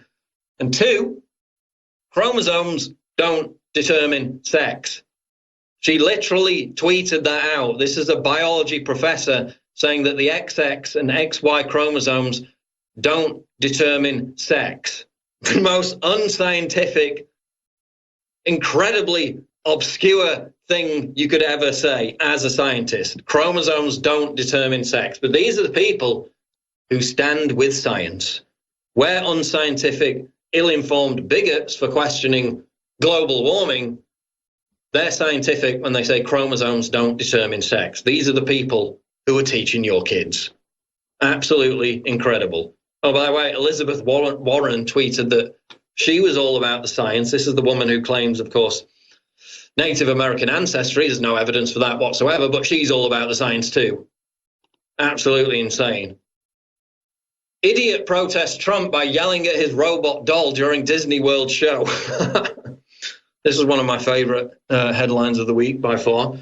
Trump derangement syndrome claimed another victim after a former executive assistant at NBC decided to protest the president by yelling at his animatronic robot doll during a show at Disney World. Now, you've probably seen this robot doll. They have a big show, all the past presidents reading a statement, all the robots, they all look really lifelike, realistic, probably apart from the Trump one, which looks like it was a Hillary Clinton doll that they had to reconfigure after she lost the election. Some people have claimed that. So all these presidents, of course, current and former, get up and give this speech. All these robots, very lifelike. It's quite a good show, quite an interesting show. But Jay Malsky decided to assert himself as a member of the resistance by getting up at this Disney World show. Bearing in mind he'd be surrounded by parents with their kids, frightened kids. Who's this screaming idiot, daddy? He got up and started screaming, lock him up, at a robot. He literally did that. While other audience members, probably concerned about their frightened children, told him to shut up. One of the audience members informed Malsky that he was literally yelling at a robot, telling him he's not real. He tweeted, Malsky, the brave resistance member, tweeted, I protested real Donald Trump at the Hall of Presidents cuz I'll never get this close in real life, probs. Hashtag lock him up. Now, the responses to this tweet were monumentally funny, as you can go and see for yourself. One person pointed out Disney World is a private park and has a set of guidelines and standards to ensure guests have a good experience. That video is disgusting and immature. Families trying to enjoy their vacations, not listen to your friends' ridiculous shouting. Well, Malsky doubled down in response to this by suggesting that his protest was legitimate because Disney is a public institution, because it's a publicly traded company. So this guy literally thinks that because Disney is on the stock market, that means it's a public institution. Yeah, that's the level of intelligence that we're dealing with here. In a tweet that was subsequently deleted, after he started to get attention for this, Malsky posted a picture of the Trump robot and remarked, okay, are we allowed to say that we want to murder this? So he literally tweeted his desire to murder a Trump-like robot before he even did this. This is the level of sanity. This is virulent Trump derangement syndrome on display. He's come out since and gave an interview with a far-left SJW outlet. Heckler of Trump animatronic at Disney World responds to haters. He said, check your privilege. Well, check your intelligence, because you're a complete dunderhead and you've been ridiculed beyond all expectation. This is the Alex Jones Show Live. We'll be back in the next segment with more breaking news, which you can find at Infowars.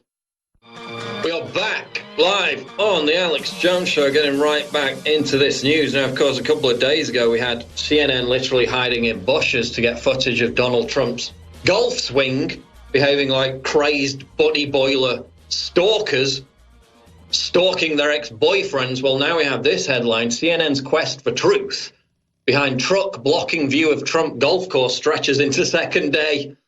CNN's quest to uncover an explanation. There you see them hiding in the bushes to try and get a shot of his golf swing. Absolutely incredible. But they had a larger objective with this. They were on a quest to uncover why a truck, and if a truck, was blocking their view of Trump's golf course.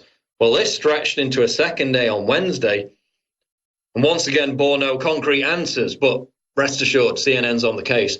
Noah Gray, a producer for CNN who tweeted a picture of a white box truck in front of hedges adjacent to the golf course on Wednesday, tracked down what looked to be an identical, if not the same truck parked Thursday in a parking lot at the Palm Beach County Sheriff's Department.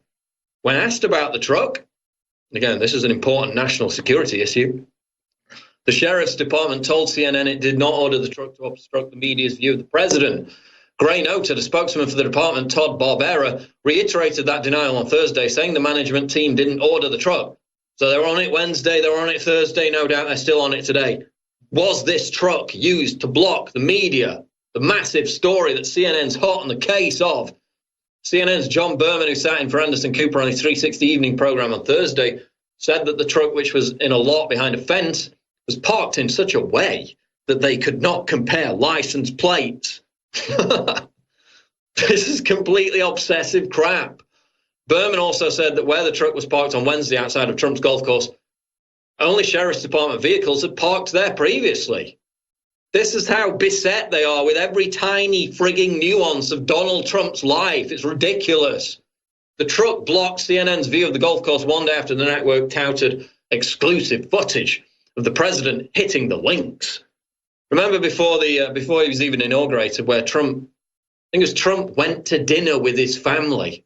And the media, they were like, oh my God, he's gone to dinner with his family. That level of obsession hasn't decreased a year later. Let that sink in. CNN reached out to the Secret Service. Listen to the Secret Service's response. This is funny.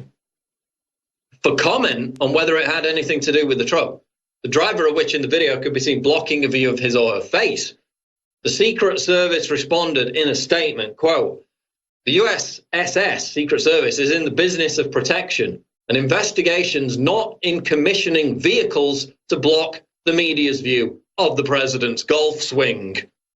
And I think that underscores the ludicrousness of this obsession. Hiding in the bushes, crafting conspiracy theories about Trump using a truck to block their view. There was another one a couple of days ago. An Associated Press article asking, why does Trump only stay at Trump properties, Trump-owned properties, when he's in D.C.? Well, the answer is obvious, because your relentless hysteria, your obsession, your relentless hysteria about his presidency being illegitimate makes it unsafe for him not to stay in Trump-owned properties. We don't want a James T. Hodgkinson Mark II on our hands, do we? You've radicalized a significant portion of these idiotic resistance members, some of whom are quite prepared to carry out violence. So why do you think Trump's careful about where he stays, where he appears in public? When your level of obsession, your level of hysterical obsession comes down to hiding in bushes and crafting insane conspiracy theories about trucks and the Secret Service being in on it and all that kind of stuff. When you've got that level of obsession, when you've tried to delegitimize the very legitimacy of his presidency, of the election itself, you're going to have crazies out there who are willing to take a pop shot. And your rhetoric is partly responsible for that, as we saw in the case of James T. Hodgkinson when he tried to shoot up a bunch of Congress members. So why do you think he stays at Trump-owned properties in D.C.? More Trump derangement syndrome. Professor who blamed Trumpism for Las Vegas massacre resigns. A far-left Drexel University professor known for making inflammatory remarks on social media is resigning from his teaching job, blaming a right-wing internet mob for alleged harassment. The same Lame excuse they come out with every single time. You write absolute crap on the internet, you're going to get crap back. It's called being a public figure. Having an opinion on social media, you're going to get some back. Whenever the left does it, whenever they get some heat back, oh, it's harassment. Because they're snowflakes. This is the same guy who tweeted that he wished for white genocide over Christmas. That was his Christmas wish. You know, a time when people come together. There's this, unity of humanity. Maybe we can drop the politics just for a few days, get together and celebrate the core principles of what it is to be a human. No, we want white genocide. That's the mindset. George Ciccarello Meyer, an associate professor of politics and global studies at the Philadelphia School, will be leaving next year. They finally got rid of him after all these ridiculous statements on Twitter. On Christmas Eve, he said all he wanted for the holidays was a white genocide. This is a guy who said he wanted to vomit or yell after seeing an airline passenger giving up a first-class seat to a U.S. military service member. Voluntarily, by the way. That's a nice gesture, isn't it? Giving up your first-class seat to a U.S. military service member. No, it made him want to vomit and yell. Oh, but Sheila Jackson Lee can just steal somebody else's seat, and that's perfectly fine. And they're racist for complaining about it. This is the new left. He's finally been made to... And those comments aren't even the worst of it. In fact, you can go and look. You can go on Twitter. I think there's a Twitter account called Far Left Watch, which tweeted out some of his past statements. Absolutely insane. Anyone else would be banned for them on Twitter. Imagine wishing black genocide. You'd be banned in a heartbeat, and rightly so. This guy tweeted that a year ago. Nobody touches him. He's sacred. But now he's finally been forced to resign from his job. And he's whining and bitching about harassment because people dared to challenge his dumb frigging opinions on Twitter. Boo-hoo. See you, moron. Bye-bye. The American Mirror reports CNN's Don Lemon, Trump saying Merry Christmas is a dog whistle to base. President Donald Trump wants Americans to feel free to say Merry Christmas again, but CNN's Don Lemon thinks that's a dog whistle to his base. Lemon aired a clip from Trump pointing out that people are saying Merry Christmas again since he took office, and he said, quote, "This is a line that we've heard from Donald Trump many, many times. Why does he continue? This is a dog whistle to the base because no one has ever stopped saying Merry Christmas." So the left are coming out again. They're saying, don't be stupid. We never stopped saying Merry Christmas. The war on Christmas isn't a thing. Forget about it. Stop obsessing about it. What's your problem? Oh, by the way, they're also saying we're triggered by Trump saying Merry Christmas. We say it promotes white nationalism, and we're implying that it's racist. So anybody who complains about Merry Christmas being kind of frowned upon, they're insane. They're conspiracy theorists. Oh, by the way, we're going to frown upon you saying Merry Christmas and say you're a racist for doing so. Newsweek article claims Trump uses Merry Christmas to promote white nationalism. So again, Don Lemon is up there saying there's no war on Christmas. Nobody says saying Merry Christmas is a bad thing. Meanwhile, the same mainstream media is saying that anyone who uses the term Merry Christmas is promoting white nationalism, that Donald Trump is a dog whistle for white nationalism. This is out of Newsweek. This came out like a week ago. How Trump and the Nazis stole Christmas to promote white nationalism. The author and several academics linked Trump's repeated Christmas wishes to a desire to exclude other religions and foment a culture war. So again, there's no war on Christmas. Nobody's telling you can't say Merry Christmas. Oh, by the way, if you do say Merry Christmas, you're racist and a white nationalist. Absolutely incredible mental gymnastics from the left. And Don Lemon had an entire panel where they were up there saying, oh, nobody's attacking Christmas. Oh, by the way, if you do vehemently say we should all say Merry Christmas, you're a white nationalist. No, you can't have it both ways. Absolutely incredible. We'll be back in the next segment, the final segment of the Alex Jones Show. Breaking news at Infowars.com. Get the discounts, massive Christmas discounts right now at InfoWarsStore.com. We'll be back. Stay tuned. We're live. It is the final segment of the Alex Jones Show because War Room with Owen Schroyer is coming up next. Now, I want to talk about this article, which actually was up at the Daily Mail, which is a little bit confusing because normally they get most of this stuff right. This is by David Marr Tosco, who breathlessly tweeted exclusive. A White House intern flashed the white power sign while posing with Trump and the rest of his intern class last month. So he thought he had a big exclusive on this dark, shady expression of white supremacy amidst Trump's inner circle. I think they changed the headline later on the Daily Mail to try and water it down because they realized they put their foot in it. The headline at the Daily Mail is exclusive.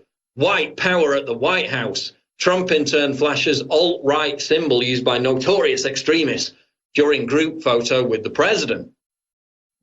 A former White House intern is coming under fire after flashing an own white power sign during a photo op with President Donald Trump. Jack Brewer, who graduated from Emory University in Atlanta, is clearly bucking orders personally given by the president to give a thumbs up in the picture that was taken in the White House in November. So that this is his big exclusive, a month-old story of a young guy doing the OK hand sign during a photo. That's your big exclusive, is it? Absolutely incredible stupidity beyond the pale. Even the ADL. I mean, do you Google, for God's sake, the ADL came out, what, a year ago, nearly a year ago, and said the OK hand sign is not a white supremacist hate symbol. That was one of the headlines out of the Independent Anti-Defamation League, says OK hand sign, not a white supremacist hate symbol. So even the ADL, which, you know, its entire foundation is based on creating hysteria over supposed hate symbols, supposed hateful messages. Even the ADL, which makes its money off doing that, its very existence is dependent on fanning the flames of that hysteria. Even they said it was not a white supremacist hate symbol. And they said that nearly a year ago. Like, can you use google.com? Oh, the big exclusive. Somebody did the OK hand sign a month ago. Whoop-de-doo. They've ruined this guy's life. The top thing that's going to come up when anybody searches this guy, when he's applying for a job, is that he's a white supremacist. Turns out he's Jewish. Daily Mail did an update story, Daily Caller, did an update story on this. White House intern Jack Brewer, accused of flashing white nationalist sign by Daily Mail, tells me he was simply emulating POTUS, Donald Trump, who's also done the same OK sign on numerous occasions, and he has Jewish heritage. This guy's Jewish. Mike Tokes came out with a tweet in response to this, addressing the writer of the Daily Mail article who fell for this stupidity and seems incapable of doing a basic Google search. He said, David, the slightest due diligence would have shown you that this is not true. It is not a hate symbol.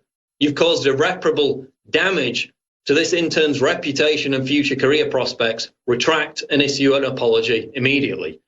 Whether they've done that in the time since this came out yesterday, I didn't have a chance to check, but that's the case. They've damaged this guy's reputation. Any potential employers are going to look and see, oh, he's a white supremacist. No, he's not. This was a 4chan troll to get you to say that doing that is a white supremacist hand sign. And you fell for it over and over again. Just because a bunch of people on an internet forum say it's white power doesn't make it so. It's the OK hand sign. And even the ADL acknowledges that fact. So you're literally spreading fake news and ruining this guy's life. And as far as I've seen, there's no retraction yet. Remember back, I think it was about 6-8 months ago, Mike Cernovich and Cassandra Fairbanks got up in front of the White House press briefing room altar there, the lectern, and did the same thing. And then the Independent came out 2 days later and said, oh my God, look at this bombshell proof of white supremacy. These are the same people who are actually attacked by the alt-right on a regular basis.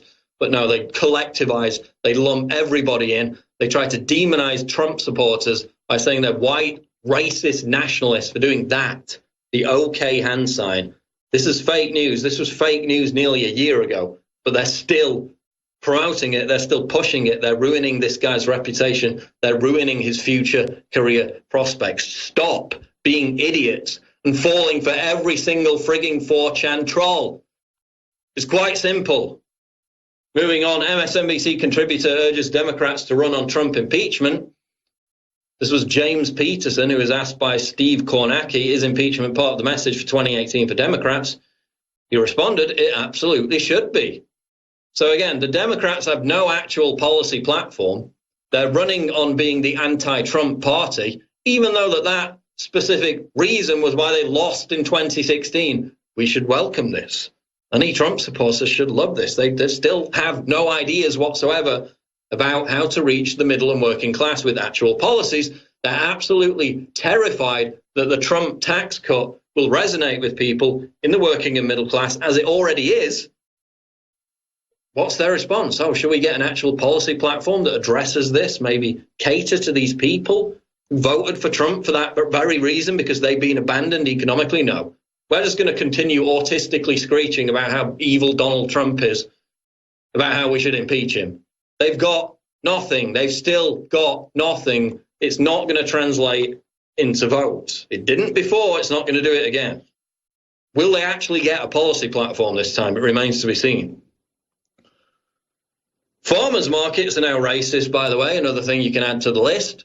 Farmers markets are insidious white spaces, normalized white eating habits. So hipsters, which, you know, those are the kind of people who attend farmers markets, they're racist. You can't attend them anymore. Farmers markets normalize the food consumption habits of white people and contribute to the oppression of minorities, according to 2 professors at San Diego State University. Again, these are the people teaching your kids. Farmers markets are one such environmental improvement that can lead to gentrification, Bosco and Jossart argue, saying farmers markets are exclusionary since locals may not be able to afford the food and or feel excluded from these new spaces. So the author of this article, Chris Menahan, points out, when white people move out of a city, it's white flight. When they move in, it's gentrification. And when they move to another country, it's colonization.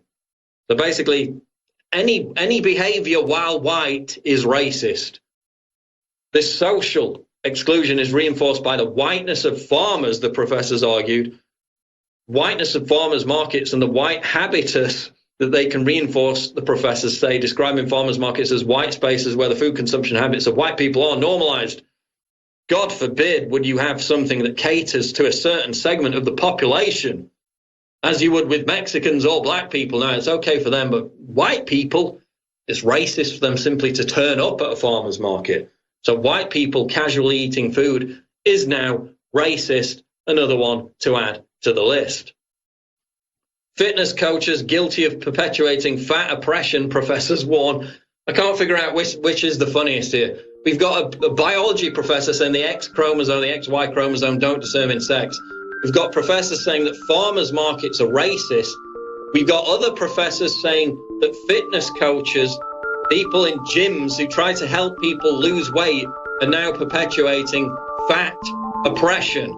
Once again, these idiots are teaching your kids. That's going to wrap it up for the show. Owen Schroyer is coming up. War Room Live. Don't go away.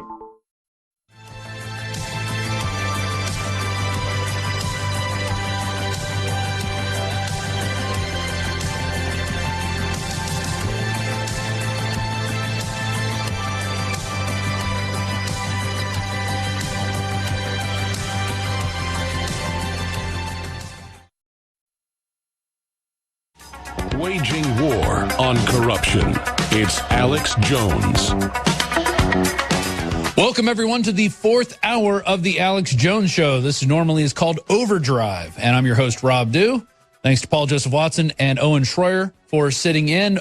I'll let you know that Owen will be, in about an hour, we'll be going live at Infowars.com/show for the War Room.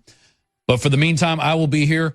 For the most of this hour, I'm going to be conducting an interview with 2 individuals known as Pamphlet Anon and Baruch the Scribe.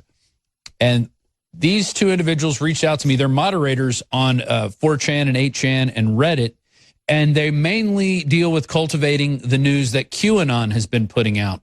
If you're not aware who QAnon is, we're going to go over that. I really wasn't aware until I found these 2 Jerome Corsi stories back in December. I'd kind of heard about QAnon, but I wasn't really paying much attention to it. I don't really get on a lot of 4chan boards or anything like that. But here's an article from December 22nd. QAnon links resignation of Google Schmidt to Trump's executive order. And the executive order they're specifically talking about is the executive order blocking the property of persons involved in serious human rights abuses or corruption. And that is what he actually signed it on December 20th, and December 21st it went in, and then immediately Eric Schmidt resigns. So it was a very short post. It's in the article. You could read it. The executive order allows the Treasury Secretary, in consultation with the Secretary of State, to confiscate U.S. assets of anyone materially assisting, sponsoring, or providing financial, material, or technological support to those engaged in human rights abuses and or corruption. So I covered that a few days ago on the War Room, and people are speculating now that it has to do with Schmidt's womenizing, and who knows how many flights he took on the Pedo Express. So, or if he did go on it. And then a few days later, 5 days later, of course, he put out this article, QAnon exposes dim conspiracy to frame Trump, claims Google Schmidt played pivotal role, which would make a lot of sense because Hillary has said many, many times when she went in, when she arrived at the DNC to run for president, everything was in shambles. And then Eric Schmidt came in and helped organize her voter databases, her online strategy, how she was going to win. Billions and billions of dollars behind this failed candidate, and she couldn't beat one man with his Twitter and his private jet.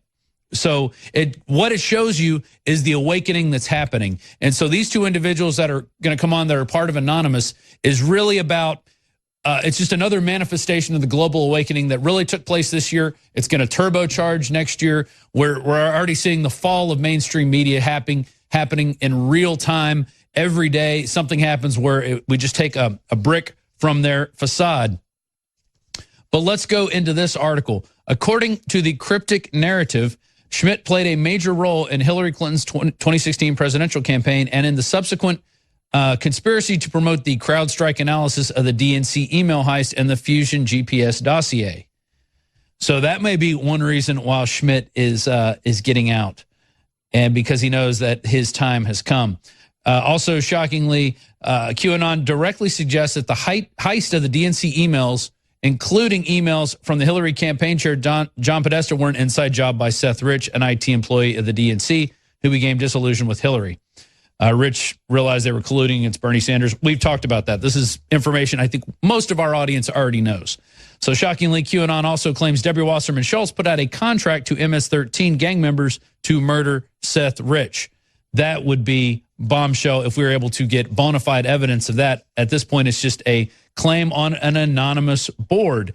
So we're going to talk to these two guests coming up, at least for the next 3 segments. And then also, if I have time, I'm going to get into the lawsuit Judge Roy Moore filed, because it shows bona fide election fraud. You're not going to want to miss this. Tell everybody right now, go to Infowars.com/show.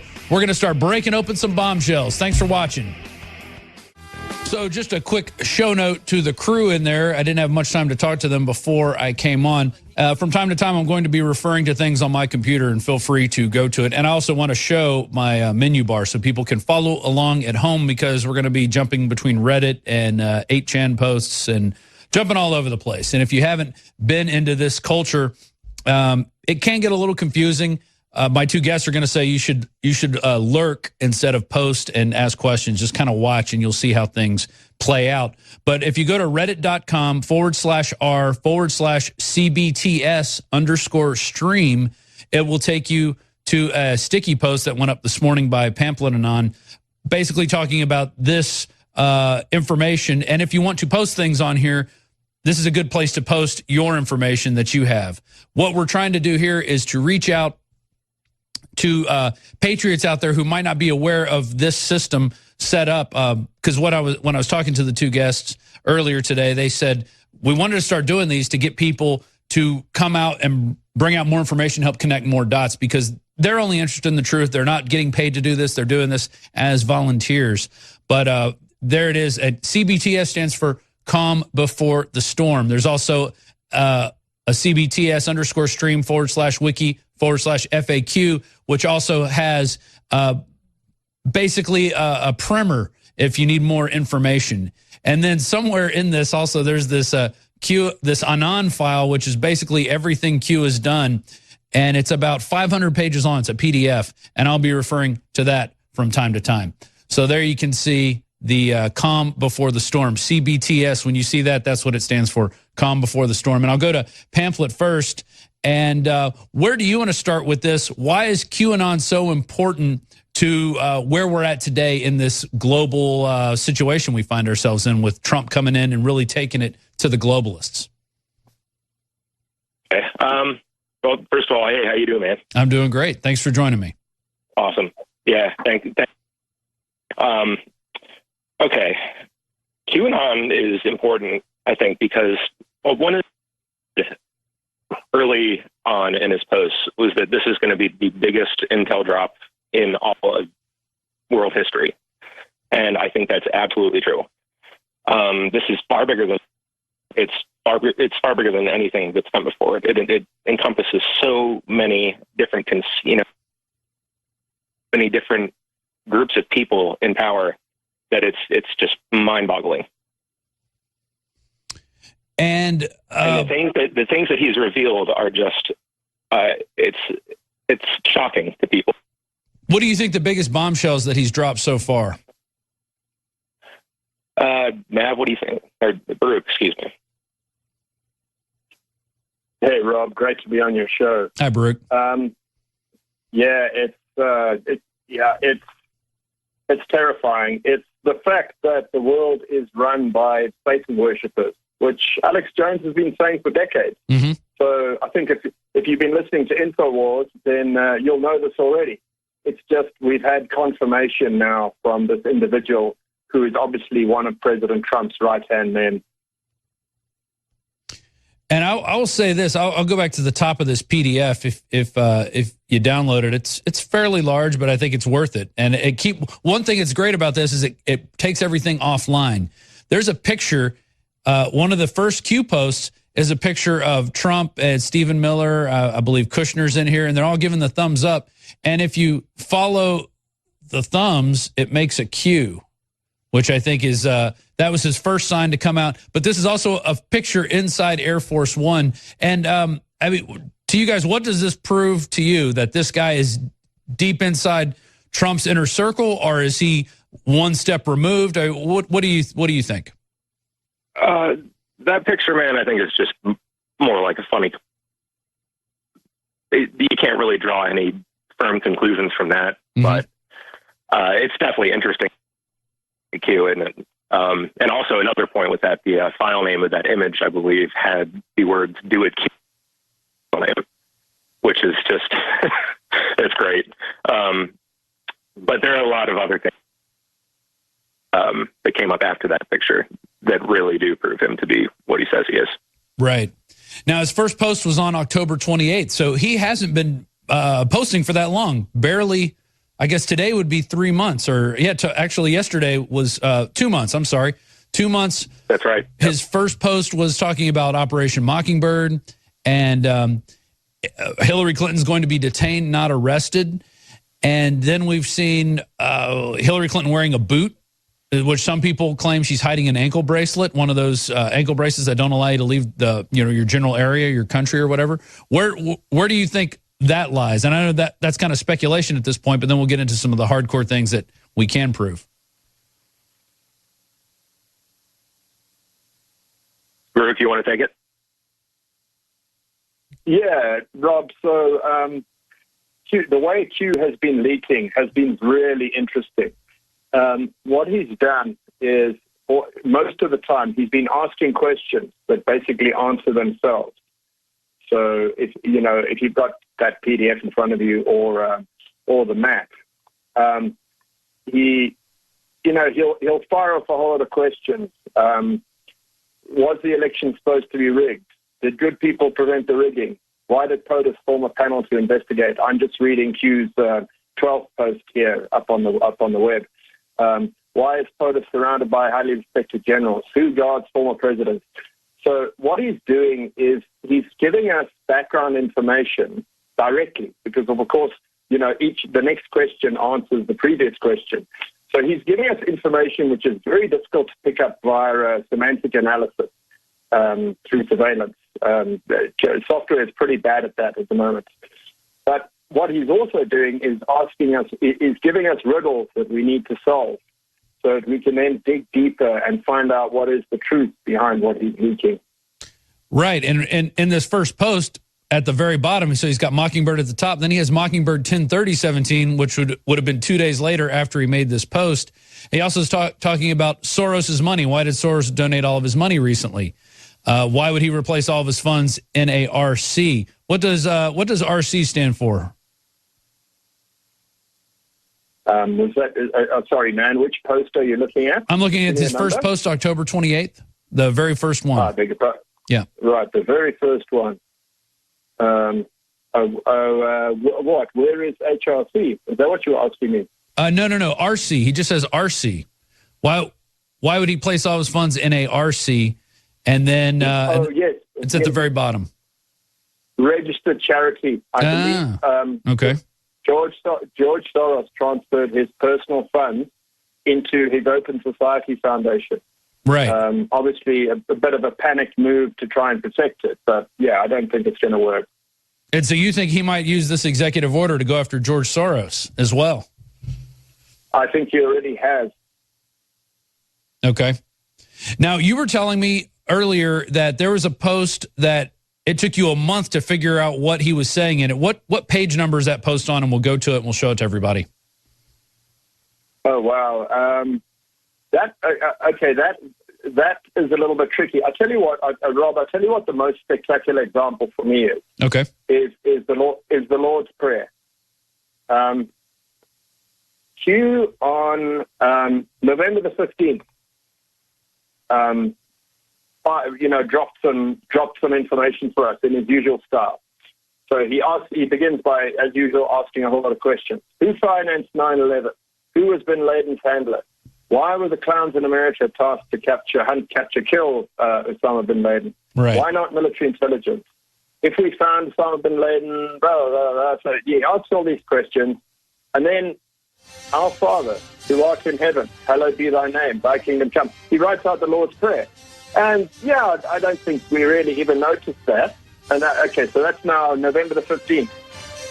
All right, hey, we're about to go to break. I'll let you finish that up on the other side. You're watching the fourth hour of the Alex Jones Show. I'm your host, Rob Dew. Infowars.com/show is the free stream. Send it out to everybody you know.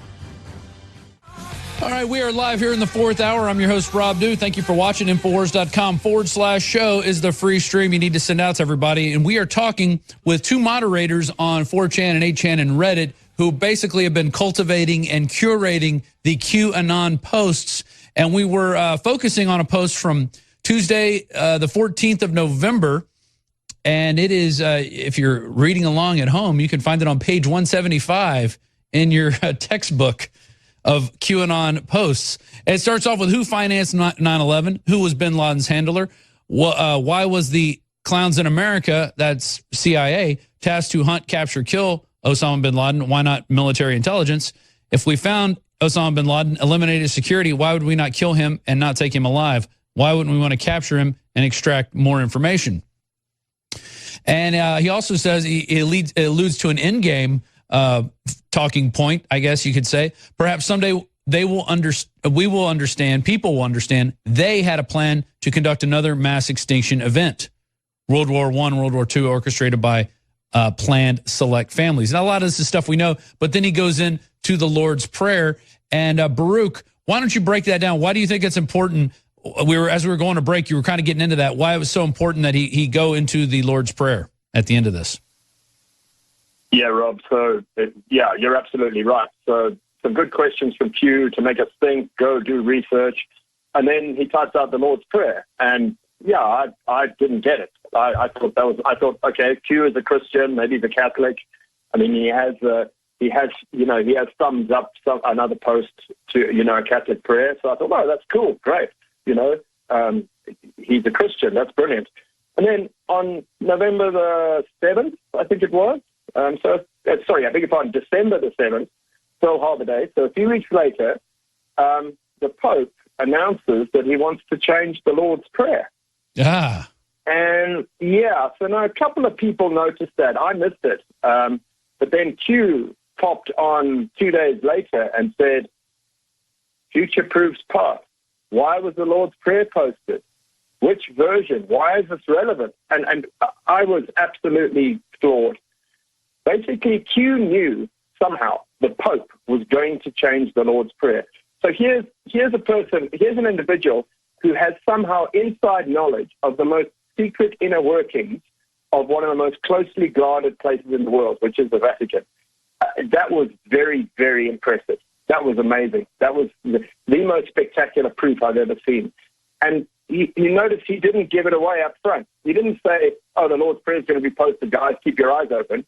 No, because that would just alert, whoever's watching, the bad guys, because the bad people do watch these forums as well. So Q gave us this perfect method of proof, which he could then go back and say, see, told you so. That's staggering. That Q knows the Pope's mind. Yeah, exactly. And he has made some predictions on that FAQ. He predicted President Trump's Twitter being shut down, I think a couple days before. He predicted the upheaval in Saudi Arabia. He predicted an incident with a helicopter at a Rothschild estate in the UK days before it happened. He predicted a terrorist attack by Bangladeshi national involving fireworks the day before it happened. I mean, this is incredible stuff. He would have to be getting this, distilling info from the NSA, presidential briefings. I mean, how would one find information like this? You would have to be getting almost like tuned into the consciousness of the world, it seems like. Yeah, I think you're absolutely right. This is a man or a team who is standing right next to the president and who knows exactly what the president is doing at all times. You can't just suck this out your thumb. This is hardcore prediction of the future. And that's very important. I mean, like you were saying right at the beginning of the show, these are anonymous posts on 4chan and 8chan, which are famous for being anonymous hotbeds of discussion and all kinds of stuff. So when somebody says, oh, yeah, I belong to the intelligence services and this is good information, of course, nobody's going to believe them. But when they start predicting the future, that's a different story. That's when you start taking them really seriously. Yeah, and I think that's why it took a couple months for him to rack up some of these predictions, and then people started really taking notice. Jerome Corsi's been taking notice as well. He's been writing articles. I'm sure he'll be writing one about this interview today. There's a post from Monday, November 20th. It's a really long post, but talking about what is a key used for, using these question things. But then he goes into the MSM. But he also makes a little nod to the alternative media. Why are non-MSM platforms cast as conspiracy and or non-credible? This is page 178 if you're reading along in your book at home. What power of influence was recently discovered? Re 2016 election. That's the people. That's the people power of what he's saying. How much power and influence does Twitter, Facebook, Reddit have in influencing the minds of people? Has the stranglehold of MSM been diminished? What is open source? It moves on, continuing on the next page. Let's see. Who guards the narrative? Does the MSM shelter and protect select party members, i.e. Hillary Clinton? What prevents a news organization from simply making up sources and stories? Absolutely nothing, and we've seen it all over the place. What if Hugh Hefner was a CIA? What is a honeypot? So maybe Hugh Hefner, I guess he's alluding to, he was a guy who was procuring women for these different Hollywood elites. Notice how once Hugh Hefner died, the Me Too movement just exploded. So it was like he was the spirit of Hugh Hefner, or Hugh Hefner himself was keeping a handle on that. What do you think of all this that I've just brought out? Yeah, that's right. That revelation about Hugh Hefner was breathtaking. So basically the plan was, Hugh has always worked for the CIA, apparently, according to Q, and I believe him. Basically, so somebody, a celebrity, a congressman, a senator gets invited to a Hugh Hefner party. Obviously, there's a lot of girls, and they're provided with a private space. And guess what? It's all on hidden cameras, and the girl was underage, although she didn't look it. You have now got that person for life because of blackmail. And that's how it works, blackmail. I believe the CIA needs only a budget of $10,000 to $20,000 per country to entirely undermine the elected representative of the people through sexual blackmail. It's a very powerful method, and it's how this whole web has spread across the world and spread across Washington, D.C., and we're now undoing it, thankfully. Yeah, exactly. And, we saw there was speculation why we went into Panama to go after Noriega was that, and this comes out in John Perkins' book, Confessions of an Economic Hitman, that he had an island off the coast of Panama, Contadora Island, and he had pictures of George W. Bush getting it on with people and doing drugs. And then that's why we bombed certain buildings, because they held those photographs, because we weren't in the digital age yet. It was all analog. We'll be right back with the rest of our interview from Baruch the Scribe and Pamphlet Anon. You're watching Infowars.com/show, the 4th hour of Overdrive of the Alex Jones Show. Stay tuned. Rob Dew here with the 4th hour of Overdrive of the Alex Jones Show. It is my pleasure to be with you. If you ever need to get a hold of me, you can always hit me up on my Twitter, at DEWSNEWZ, Dews News on Twitter. Yesterday, I was hosting the War Room, and we put out a video about the Roy Moore lawsuit, because as quickly as it came out, the Secretary of State finalized the election and said it was going to be certified, and we're not even going to look at this allegations of voter fraud. Well, I would encourage everybody to go to this. Roy Moore lawsuit proves election fraud in Alabama Senate race. You need to learn. So whether or not this election gets overturned is irrelevant. What we need to learn is the bag of tricks, which is what QAnon is teaching us. He's teaching us about the bag of tricks. So the big thing on here, and I'm going to go over this just for a second, and then we'll get back to our guests, is this graph. And in Jefferson County, if you can zoom in on this graph here, there were 20 precincts in Jefferson County where people that voted straight Republican ticket, Roy Moore got 34% less votes than those who voted straight Republican ticket, which is a statistical impossibility. In fact, he says it's 1 in 15 billion. The guy who did this was, what's his name? By Phil Evans. Phil Evans was the researcher, computer programmer who's looked at election fraud. So there were 20 of these precincts, and the total votes that he got less were 13,000 votes that went to Doug Jones. So if he got 13,000 less votes, that's a 26,000 vote difference. Because if you take those from Doug Jones and give them to Roy Moore, it's a 26,000 turnaround, which would have made him the winner of the election. So they don't have to take every state. They don't have to touch every voting machine. It's only certain machines. There were also allegations in the lawsuit that talk about how they found bundles of pre-filled out ballots that had Doug Jones already filled out in them. Of course, they destroyed them all. We could believe that. But it's an 80-page piece. I went over it pretty thoroughly. You should check out that video. Roy Moore lawsuit proves election fraud in Alabama Senate race. Now let's get back to our guests. I want to go over. Actually, I want to ask you guys this question. You can both answer this. You reached out to us. You wanted to come on to talk about this. And from what you were telling me, the purpose is to wake other people up that this forum exists, and for others to, I would say, the older generation. Let's just say the older generation isn't as internet savvy, especially on these different board services, but they have a lot of human interaction, human networks going along. And so we need these people to start getting involved to help fill in the dots. But why don't you guys say it in your own words? Each take a minute talking about why you want more people to get involved in this quest for truth. Yeah, thank you, Rob. So the power of the chant, like 4chan and 8chan, you've got all these young men, basically, who are like obsessed with winning, obsessed with finding out the truth, obsessed with investigations. And they've done amazing things for us. They've found out so much helpful information and news snippets that confirm what QAnon has been claiming. But the story behind QAnon is so big that we need to get it out to as many people as possible, which is why we're going wider. We're talking to YouTubers. We're talking to Infowars. We're talking to all the independent media. We're not talking to the mainstream media. We don't care about them. We're talking to the people. We're available to answer your questions directly on the subreddit. Maybe let me just pass over to Pamphlet here, who can tell us why we did what we did. Yeah, sure. How am I coming through, guys? Oh, you sound great. We good now? Sound great. Awesome. $100 million. Very nice. Very nice. Glad we got it fixed. Okay.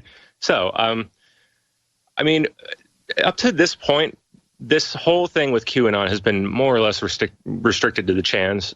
And that's a very specific subset of the population. It's a very specialized subset of the population, too. They're very good at what they do. But they're not everybody. And there are a lot of people out there that just cannot they just cannot function on the channels the way these people can, but they're a massive untapped resource themselves. They have all sorts of connections. I mean, a lot of them could be retired intel or military. There's so many people out there from older generations that are not involved in this fight. And what we're trying to do is get them all of the information. All of these people who work on these boards, they're incredible, man. The information they put together, it's phenomenal, totally phenomenal. And we're trying to get that information into a format that these older generations and people who can't understand the chans and the way they work, get it into a way, like a format they can understand, and teach them how to spread it. Excellent. All right, I want to go to the latest. This is the latest email posted in the PDF that you can download off of the subreddit, the Calm Before the Storm subreddit. It says, we are moving fast. Remember, not all within the C-A, which CIA, D-J, DOJ, F-I, FBI are bad apples. House cleaning top, i.e. Rosenstein McCabe is what I think that reads into. Restructuring 1 to 2, which is interesting. Operations 24/7 speed, which is another term for cameras to start rolling. So, guys, what do you think is in store in the next couple months going into 2018? Well, one thing that I've heard, I believe Steve Bannon talk about, I've mentioned this before in a number of our previous interviews. They called the first year of Trump's presidency here the year of salvage, trying to salvage everything they could, seeing what was even worth salvaging, and then trying to get it back into a working condition, and taking the mess that Obama and Bush left them and seeing what they can do with it. And then the year 2018 is supposed to be all about being savage and laying into their enemies. And we're trying to get into that fight with the president and just take it to him. Go ahead, Baruch. Yeah, I think Pamphlet is absolutely right there. It's if what Q is claiming is true, which I have 100% belief, I have 100% confidence that he is telling the truth, then the crimes by the so-called elites who rule over us are so unimaginable that we're going to need all the help we can get to educate the world. I mean, it is going to be terribly shocking. I think that Steve Bannon quote is absolutely right. This year was the year of salvage. It was the year of the operations to clean up the world. And then next year will be the year of justice, where we see all these people dragged in front of military tribunals, and we will hear and see all the evidence of their unspeakable crimes for ourselves. But the more people we tell now that is going to happen, the easier the blow will be, which is Q has given us very specific orders that on the chans, on 8chan especially, he said, you guys need to tell people, you need to red pill the normies, as you would say in Chad speak. You need to tell people what's really been going on. You need to tell them what our so-called elites like Obama and the Clintons and Joe Biden and all this elite, super elite crowd, what they really get up to in their spare time. And that's what we're doing. Well, and I think that's the big key. If we can expose the pedophilia, which kind of leads into Pedogate and Pizzagate, if you can expose the Satan worship, if you can get people to understand that your world leaders don't think and act like regular people. They're not regular people. These are predators. Going back to that post from Friday, December 22nd, why do the clowns do with all the access codes in tech? Who controls North Korea? Who really controls North Korea? What families are protected using leverage, bank financial leverage, nuke strike package leverage? Why is Iran protected? Why is Iran funded by the U.S.? Because we need enemies. What news about Iran broke? So this is just a few days ago. Drugs? What about WMDs? Why did Brennan and others provide false intel about North Korea's capability and Iran's tech and nuclear development? Plate is full, people. We need to have faith. We'll be right back with our final segment with our two guests, Anonymous, 4chan, 8chan, and Reddit moderators. We'll be right back. Pamphlet Anon and Baruch the Scribe. Thanks for watching. Infowars.com/show. It's the free stream. You got to get out to everybody. One of the great things about working here at Infowars.com is things never kind of stay the same. In fact, back over here is where my cubicle used to be, where I used to help produce the Alex Jones Show when it was back over in where we now have our podcast studio. Now, this is the main studio. We have another studio across the hall that Owen Schroyer is about to go live from. We've just built another studio that's even bigger than this one. And how do we do that? We do that with your support. We don't get funding from the government. We don't have Uncle Scrooge benefactors. I guess Uncle Scrooge is the wrong metaphor, but we don't have benefactors dropping money from the sky. No, we get support from the people out there who want the truth, who crave the truth, and want to wake up others, because we're all in this together at the end of the day. That's why we have our two guests on. Now, how do I know that the world is waking up? It's stories like this from Axios. Facebook stopped putting disputed flags on fake news because it doesn't work, because more people clicked on those stories because they knew it was a bogus flag. They can see through the BS, Mark Zuckerberg. Zuck cucked himself, you could say. Right there, Facebook stopped putting disputed. So we beat them in less than, they put this out 2 months ago. It didn't even take that long. That's how easily we're destroying the lies. So let's go back to my two guests, Pamphlet Anon and Baruch the Scribe. They're both 4chan, 8chan moderators, also on Reddit. Once again, I want to tell people where they can go to find out all the information on QAnon. It is reddit.com/r/CBTS_stream. It's kind of a long one, but once you get that, put that in your browser history, and you can go to it at any time. And it's the subreddit Calm Before the Storm. And I want to go back to that last from the Q map, from that PDF, where he says, have faith. We don't live, I know people want to have everything like a drive-through mentality. I order my food and I get it. It's not like that. Things take time. We have to have faith. Guys, go ahead and each take a couple minutes. Explain why people need to have faith, but why they also need to get active. They can't just sit on the sidelines and wait for things to happen. Yeah, sure.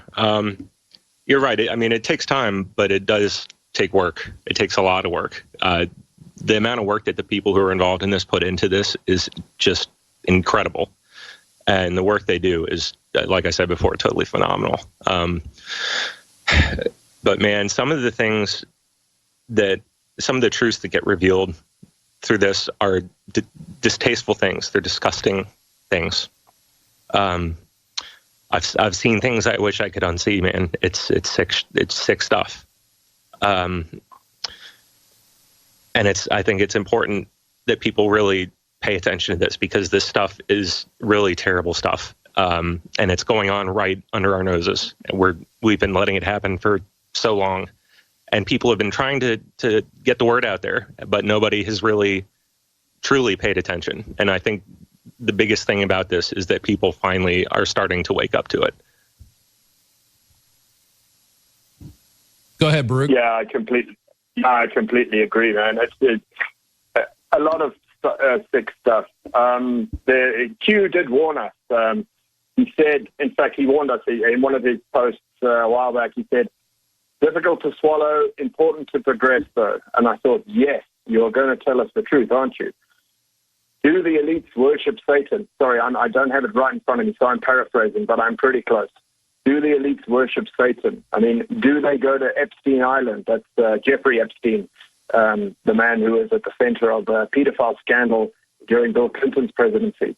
You know, what do they do there? What symbol, what symbol is on the top of the temple on Epstein Island? So, yeah, these are unimaginable horrors if you've never been exposed to them before. But they need to be faced. There is an awful lot of information out there. The problem is, because it's so horrifying, it attracts a lot of disinformation. Thank you to the clowns for that. But there is a lot of good information. I mean, I would recommend reading the books by people like Kathy O'Brien, people like Bryce Taylor, and going into them with a mindset that this woman is telling the truth. And then you can start red pilling yourself very quickly. He mentioned Snow White, let's see, I don't know, maybe 20 times in his posts. He also mentions The Godfather 3. What does that represent in these? He mentions The Godfather 3 almost as many times as Snow White. So go ahead. What does that represent? Yeah, these are the lovely little cryptic clues that we love to spend hours and hours trying to unravel. So Snow White is the CIA supercomputer called Hammer, H-A-M-R, and it's hosted at Amazon's data center. And Snow White and the Seven Dwarfs is the CIA's, we believe, again, this is not confirmed, we believe that it's their supercomputer infrastructure that they use to conduct domestic surveillance, which of course is entirely illegal, but that's never stopped them before. So Snow White and the Seven Dwarfs reference is to the clowns in action. His film references are fascinating. There's The Sum of All Fears, which, as you know, is about a suitcase nuke. It's a Tom Clancy story about a suitcase nuke that goes off on the continental U.S. And Jack Ryan discovers that it was a terrorist group because of the uranium signature. Very good book, one of my favorite novels of his. Then there's The Hunt for Red October, where it's just like maybe a little piece of the plot is the key that we need to grab. But on our channel, on our channels, you know, some anon will know that, oh, this book really refers to this, and then and then we'll find the right answer.